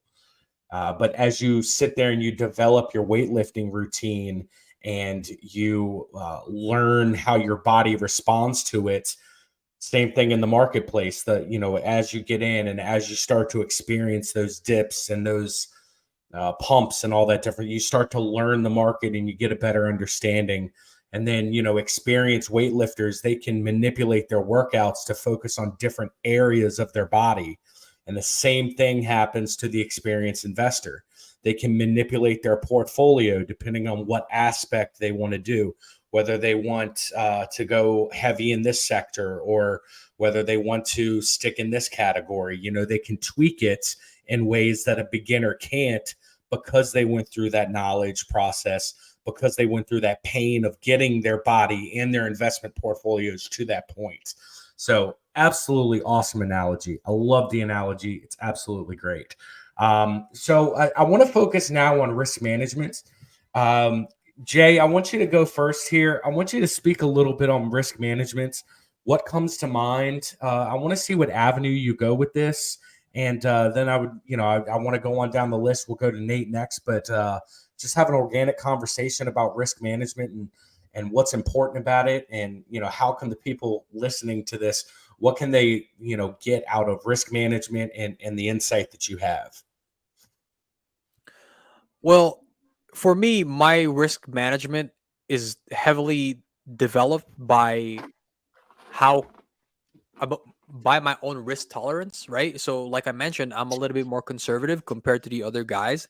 And so for me, my risk management is making sure that my portfolio has a hedge. It has a foundation, it has a rudder. And that rudder, for the most part, is Ethereum. And so when other altcoins that I have capital invested in are taking significant dips, like I mentioned earlier, I know that my Ethereum position is going to remain relatively stable. Let's say I invest in some highly speculative altcoin that goes to zero, right? That's going to happen to some folks in this market. No matter how good you are, no matter how well versed you are within the market, no matter how much studying you do, out of all of the projects that you're going to invest in over your lifetime, you're going to pick some losers, right? And for me personally, I'm comfortable in picking one or two losers over the span of my investment career because I know that my portfolio has, it's greater than 50% Ethereum. And I know that position is going to remain relatively stable and it's going to give me a significant amount of return over time. So for me, that's one aspect of risk management, right? But like we mentioned earlier, that has a lot to do with my own risk tolerance. What's the next part? Well, we've also covered it a little bit over the course of this podcast. You have to do your due diligence when it comes to researching the specific projects that you want to invest in, right? You can't be somebody who just goes along with the pack, and because everybody is throwing money at it, you're going to throw money at it. Sometimes it's going to work.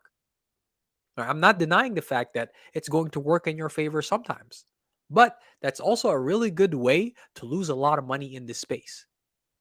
Because if you're somebody who just goes along with the pack, you know what's going to happen? If that specific project rugs on you, guess what? You're also getting rugged with everybody else in that ecosystem. And so you have to do your studies, right? You have to research the token, you have to research the founder, the investors, the use case of it, the community. You have to get involved with some form of chart analysis. You have to get involved with some kind of on-chain analysis. You have to observe what social media is saying about it, right? What's the environment like?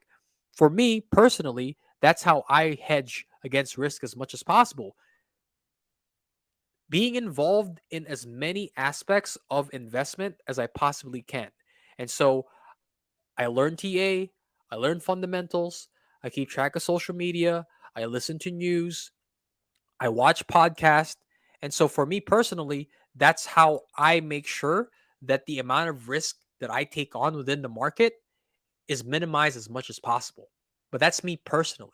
And I'd actually be very interested to hear in how Nate and Will and you, Josh, go about managing that risk, right? Because for somebody like Will, who's a lot more risk tolerant, his risk management is going to be very different from mine. We might have some very shared fundamentals, right? Our basis might be very similar, but the details, right? The nuances for him, for Nate, and for you, Josh, might be very different. So if you guys could go ahead and speak on your individual risk management plans, like how do you determine that for yourselves? Yeah, quite frankly, the way that risk management works for me is that originally I was all like Will's side of things, just throw money at the wall, I'll end up losing it anyways, don't care. By this point, like, I'm 30 years old now, right? I have been trying and working hard to make money, and I just haven't been making it. I've been just losing it. So for me, it's not as big of a deal to lose money anymore. It's more just a disappointment, right? But I find myself into a place where it's like, you know what? I'm able to learn enough now where I can actually make legit gains with my money that's not minuscule to the point where I don't even know that it's there, basically. I can make X's instead of percentages. Let's go ahead and go with that, right? And so because of that, what I started realizing is, okay, the more and more I learn about this and stop chasing pump and dumps, right? And then losing all the money. I realized that, hey, I don't need to necessarily go full in, chase the pump and dump, right? Get early into a project, throw, half my salary into it, right? And then lose it all. I don't have to do that anymore. What I can do instead is I can do research, understand that a 10x on my money in 2 years is a very real possibility. Now, if I am to work really hard for a full single year and I'm able to throw $20,000 into something that I can safely say is probably going to 10x, right? That's $200,000. That's more money than I've ever had in my life. Boom. That's a good thing. Okay, that's not bad.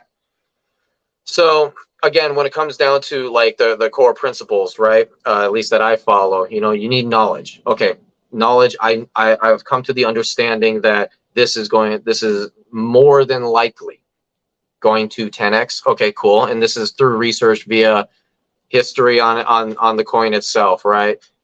Who the leader is, what the community is doing, how much it did in the last bull market. The most likeliness that it'll actually pass all-time highs, things like that, right?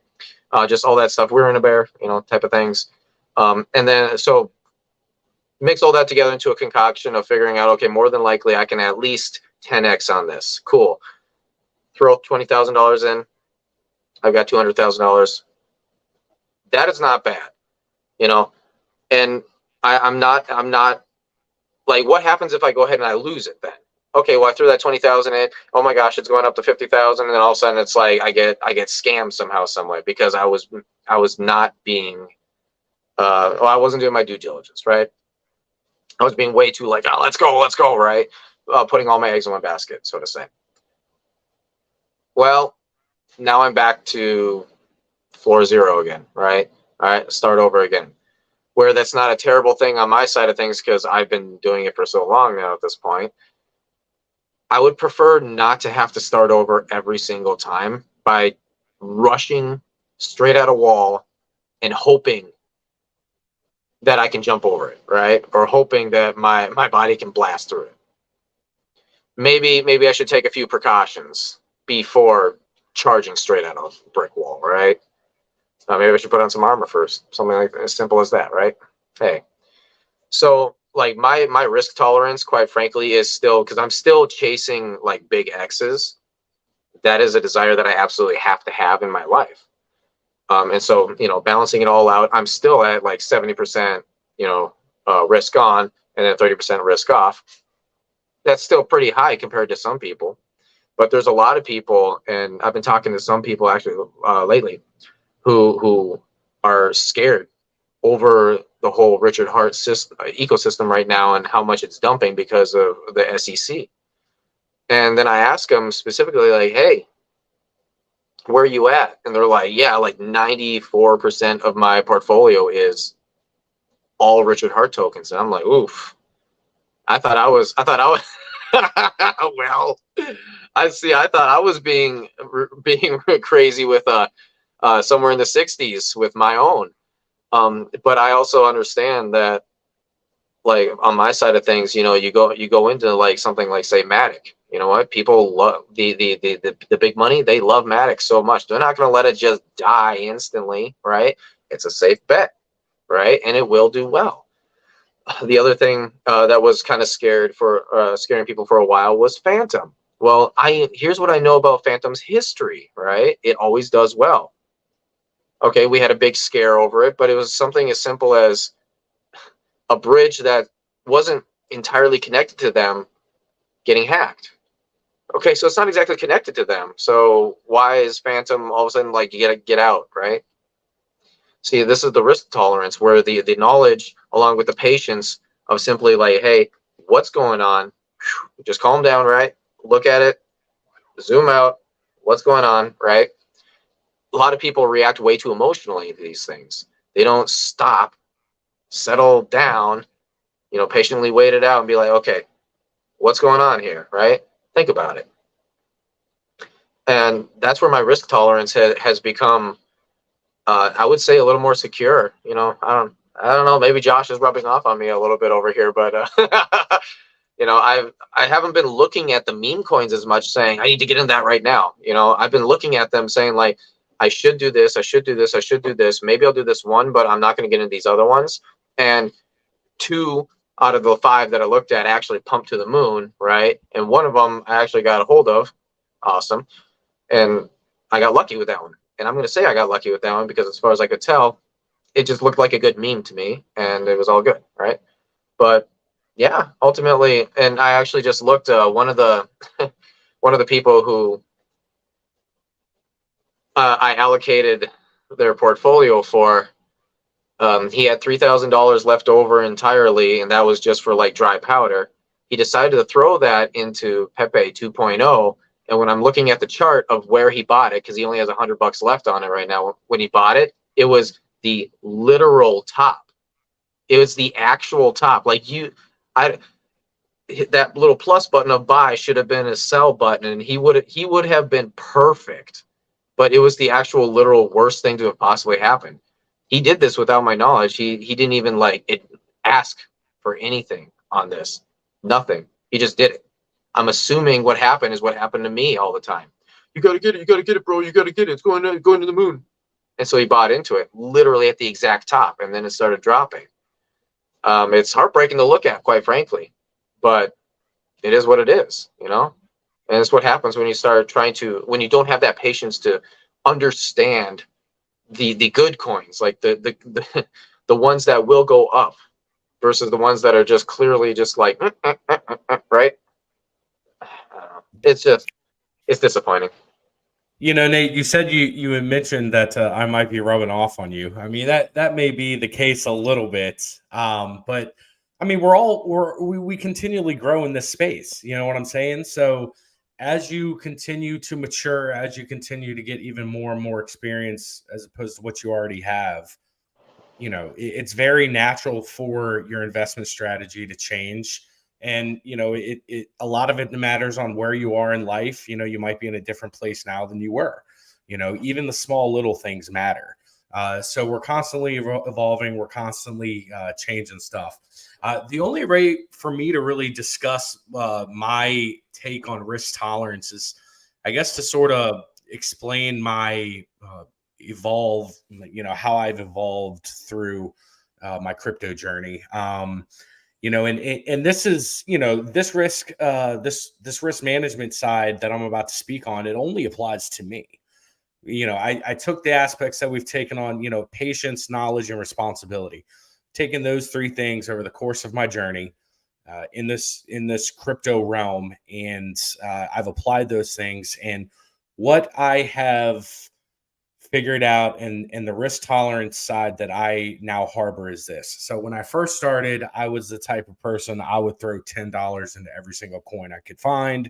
If anybody gave it praise, anything like that, you know, I had $10 in just about each and every different coin. And to me, that drove me crazy. First lesson I learned is I don't have enough time to be paying attention to all this shit. You know, some of these coins are going up, some of these coins are going down.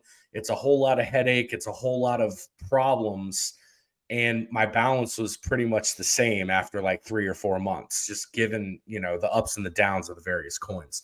So I consolidated, you know, I consolidated a little bit, and I said, okay, I'm going to go ahead and consolidate. So since I'm going to consolidate, this will allow me to put more time into each coin that I consolidate into. So from that point, I took the knowledge that I had, you know, learned, and I compounded on that. I learned as much as I could about fewer coins. And what that allowed me to do was become a subject matter expert on very few coins. Right now, I have a 4-coin portfolio. All right, 4 coins I have in my portfolio. This time next year, I might have, you know, 6 or 7 or 8. It depends on, you know, how things roll out between now and next year. But right now, as it sits at the bottom of the bear market, I had 3. As it sits now, I have 4. So I have a 4-coin portfolio right now. And through the risk management aspect of understanding that I didn't have enough brain power and enough brain space to put as much knowledge and to learn as much as I could about these coins, and to only focus on a certain few. What that allowed me to do is to just let all the other information just roll off my shoulders that didn't apply to me. Now, yeah, sure, I still go out, I still, browse the market, I'll still look to see if anything piques my interest. But for the main portion of my portfolio, I am 100% fully invested when it comes to the knowledge of the coins that I'm in. I don't have enough time to just, dive into each and every single one of them and only pay partial attention to them.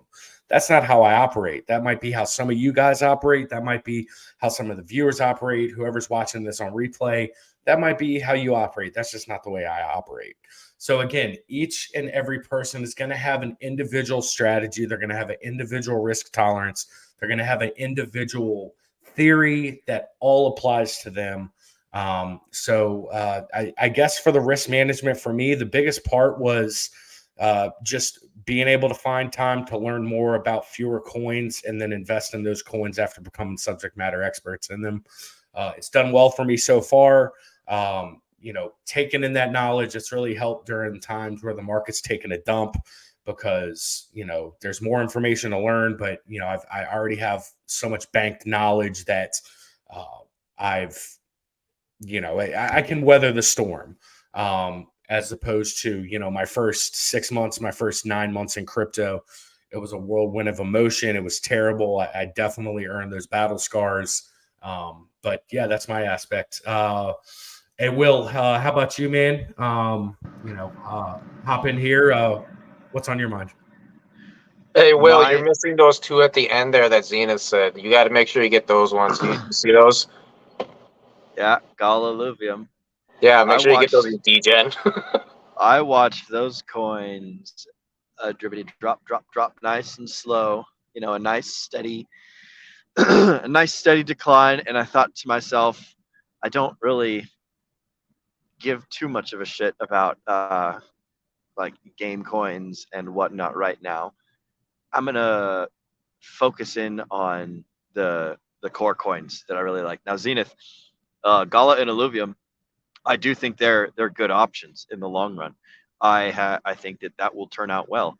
It's just I don't think that it will get me the same kind of X's that my other degenerate plays in the Richard Hart ecosystem will get me. So I chopped them off of my list and moved those finances to where I think they will better suit me. Now, has my decision paid off? Not really, because all these Richard Hart ecosystem coins did a nice big old dividend dip, especially recently. So if I would have kept the coins, or if I would have kept my investments in Gala and Alluvium, I probably would have turned out, or I would have currently more dollar value money stashed away right now, but I would have less of the Richard Hart ecosystem coins, even though they're going down in price. So it is what it is. That was a decision that I made a while ago. But those are good coins that you put up, Zenith. My personal risk management mostly centers around emotional discipline. So like all of these things that you guys are talking about, they're fantastic and good tools. The thing that, because I am so heavily not risk averse, risky, I guess, because I'm so heavily risky, my coins are going to do a lot of red candles and green candles, and that's going to bring with it an emotional turmoil. And I have to, the way that I manage my risk is by not necessarily ignoring my emotions, but recognizing that they exist and making logical and reasoned decisions, as opposed to emotional, like, oh fuck, coin's going down, better sell, or oh fuck, coin's going up, better sell. Like I really fall into the your friend Sami's like peanut brain diamond hands category when it comes to risk management. I just ignore most of my emotions when they say, hey, you must do this extreme thing right now, or or something along those lines. My risk management is basically just like telling my inner bitch to shut up and that everything's going to be fine, and then I'm gonna either be rich one day or I'm gonna just go back to zero where I started anyways. Just have wasted time and a little bit of money, and I can always make more money. Can't make more time, but I can always make more money. So that is my risk mitigation, my risk management strategy is to focus mostly on myself because I am so heavily risk centered. I like it. Good info. Good info. All right, guys, we've been running for an hour and 50 minutes. Why don't we go ahead and give initial final thoughts on go ahead and give your final thoughts on risk management, and then we can start to transition into closing out the show. Does anybody have any final thoughts on risk management? I agree with Willie. I'm just going to surf that risk curve. That's right. All right, cool. So what I want to do now, Nate brought up a pretty cool idea. I want to go ahead and pass it down. I want to give you guys the opportunity to plug your social medias, let everyone know, what you got coming up, if you got anything coming up. And then if you want to give a 4 or 5 coin suggestion, if you feel like doing it, whether it's a specific coin, again, remember, not financial advice. Just, in your opinion, what would you think would be a good starter portfolio or some good coin recommendations going into 2025? So let's go ahead and start with Will. Go ahead and, plug your stuff. Let us know what you got coming up and if you have any coin suggestions. So for let's see if okay, yeah, I'm not on mute. Awesome. For my socials, you can find me at Will Stevenson pretty much anywhere. On Facebook, I'm Will Stevenson III. On Instagram, Will.Stevenson. On Telegram, I'm pretty sure all these links are in the description, but it's capital Will, capital Stevenson, I. And then on Twitter, I'm YagPanzerLV100. I don't really do a whole lot of like crypto talking on those, but if you want to reach out and find me, that'd be the way to do it. As far as coin goes, just fucking go 100% into Zen. That's it. I'm just kidding. Fuck that shit. No, I do I do Pulse Chain, Pulse X, Hex. Well, Hex is my core. Hex is what my whole Hex is the Bitcoin to my portfolio. Hex is my core coin. And then I have Pulse Chain for L1s. I have Pulse X for, having an exchange coin. I have Hedron and Icosa, both on Pulse and Ethereum, for money printers. And then let's see what else. I got a little bit of Pepe just as like a fucking scratcher, but that is the essence of my portfolio. Hex, Pulse Chain, Pulse X, Hedron, Icosa Hedron, and a little bit of Pepe scratcher. Oh, and Zenith. We'll see you too in Vegas, bud. Hell yeah. Hey, what you got, buddy? All right, so for me, I'm basically in the 60s when it comes to like RH tokens. I really like them. The Hexakin community overall is they're just very good. If there's a problem in any of the crypto space, they just create their own solution. I love it. So I have a lot of the tokens. Wait, I'm going to be grabbing some Coast. I've got Time.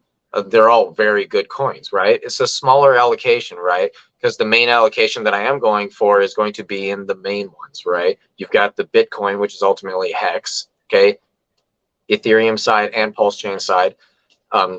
Keep going with that. Just keep them level, right? But then you've also got Pulse X and Pulse, right? Those are going to be the ones that you want to stick with. They're going to do really well. For me, Zenith actually, he said something that was really awesome. And if I could get his comment put back up here, he said that he had his pillars, right, in his portfolio. I think that was a really important thing. And yes, you're right.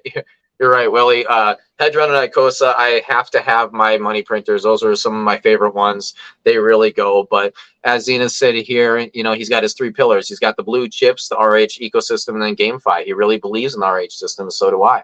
So I'll add that as well. I like the GameFi, right? A little bit of sand, a little bit of alluvium, a little bit of Gala. Very good stuff. I could talk on them for days. But here's the thing: when it comes to blue chip, I'm not one of those guys who's like Bitcoin and get the Bitcoin. Right? I don't really care too much about that. I will have myself a little bit of ETH, right? You know, I'll go and get some Ethereum. Yeah, sure. Let's have some Ethereum. I need to pay for gas anyways, but kind of like with Will, right? I mean, it's kind of like more of a convenience thing. I'm not placing my bets on it. I'm actually more light blue coin, right? I'm looking more at the L1s, the ones that are going to do really well, the ones that are either unfortunately going to have a lot of VC backing, and big money come in and pump the bags, right? But you know, things like, you know, Matic, Phantom, these coins in specific, also Cardano as well, a little bit of Polkadot. I will go with these main ones that are really going to help. And I know, like, you know, Polkadot and Cardano are technical layer zeros, but yeah, you know, have a little bit in all of them, right? I'm not going to sit here and say, no, allocate like 50% of your portfolio and something. No. So blue chips, right? Maybe about 20%. That's what I do, right? And then another, say, at least for me, right, it's going to be right around like 40% into like RH tokens, and then another 20 into the GameFis, and then the L1s, and then whatever I have kind of left over, I'll just kind of like toss little bits at little scratchers, little meme coins. I am going for X's after all, right? But these scratchers are the money. Like I've been saying, right? It's the $100 scratcher, right? Throw $100 scratcher at something. It's a lottery ticket, man. Try it. Find something that you can kind of say, hey, maybe not, but $100 turns into $1,000, and then throw it back into one of your main pillars, right? So I totally agree with you, Zenith. It's good insight. I really like that. I'm right with you, except I got light blue with the L1. So What do you have coming up around the corner? You got anything coming up? oh, yes. So we unfortunately had to delay our our LPing and insights when it came to specifically DeFi kingdoms and all that. There's a lot of good information there, but you know, just trying to work schedules around. Plus, what ended up happening with the Richard Hart ecosystem as of late kind of threw things out of balance. We'll be fixing that up. We're working out a time right now. It's going to be pre-recorded, obviously, so we're basically, the way that we do these shows is that we get together and it's like no hold bars. Like, I'm holding back a lot of information right now, just trying to like keep the show flowing. I don't want to ramble too much, but these DGen roundtable insights that we do into this, that's where you get the true meat and potatoes. Like, you're full and then about to burst, man. Like, we go into it. We go so deep into this stuff that like you might have to watch it a couple of different times just to get it. And if you follow it, you will be making money. But yeah, go ahead and look forward to that. We should be filming here sometime this week. We still got to kind of get together again. Like I said, the schedules are a little bit wonky right now, but we got you covered. We'll be coming out with them real soon. Hey, what you got around the corner? Where can they find you? And do you have any coin suggestions?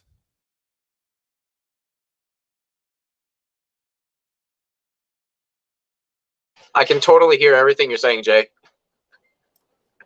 Yeah, for some reason my mouse sometimes doesn't click.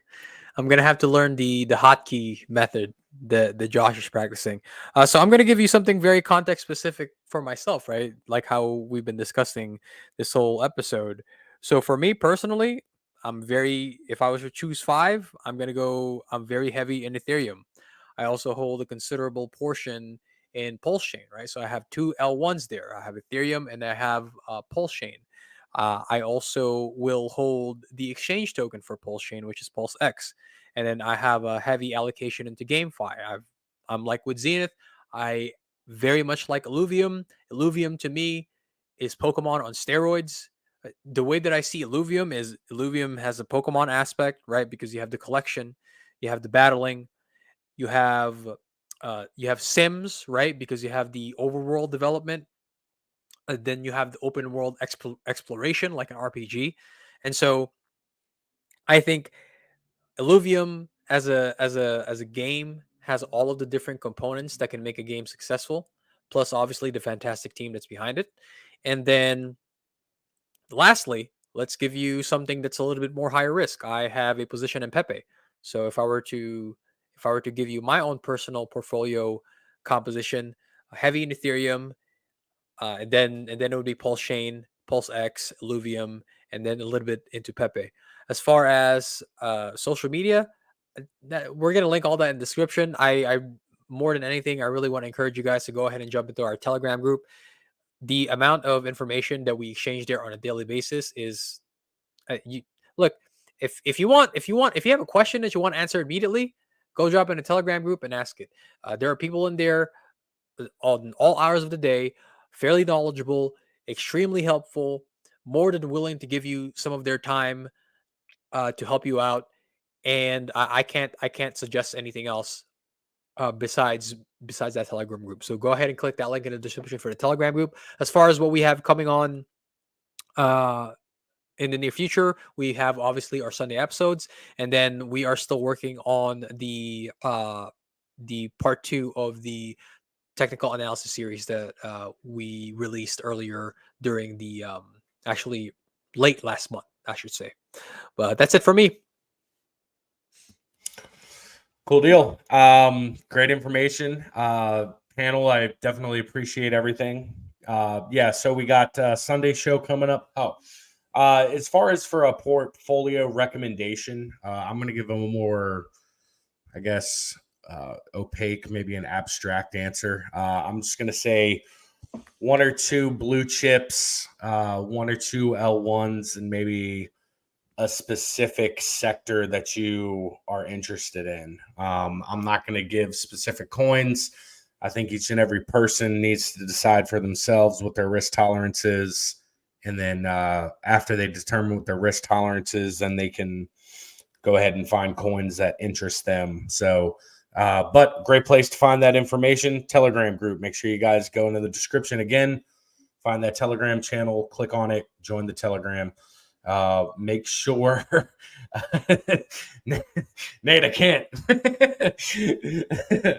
But yeah, make sure you guys like, comment, subscribe on the channel. Make sure you guys hit that notification bell. We will be back here Sunday at 8 p.m. for the full DJ and Roundtable. I don't think we have anything else coming up around the corner. We might have something pop up if something extremely crazy pops off. But Sunday, I believe, is going to be the next time that we're going to be on the show. So again, my name is Josh. You guys can find me on Twitter at Chocolate Taints. You guys can also find my social media. It's going to be down in the description below. Again, one final time, make sure you guys like, comment, subscribe, and hit that notification bell. Make sure you guys hop into the Telegram group. We're growing every day, so please make sure you guys hop in and become a part of that. Make sure you guys follow us on all the social medias as well. We are on Twitter, Facebook, and Instagram. So with that being said, panel, I appreciate your input tonight. We apologize if we went over a little bit long. We had some stuff going on. But Will, Nate, Jay, appreciate the input as always. Love putting on these shows with you guys. I mean, you guys make it so easy, and you guys really are the subject matter experts. I don't know anything. You guys are just full of knowledge. So you guys make the show what it is. So I definitely appreciate all that. All right. With that being said, thank you guys for tuning in. We look forward to seeing you next time. We will be back here Sunday, unless, of course, we decide to hop on ahead of time. Before that, we might hop on. We've been known to do that in the past before. So make sure you hit that notification bell. With that being said, everybody have a great night. You guys have a good weekend, and we will see you back here Sunday night, 8 o'clock p.m. With that being said, have a good one.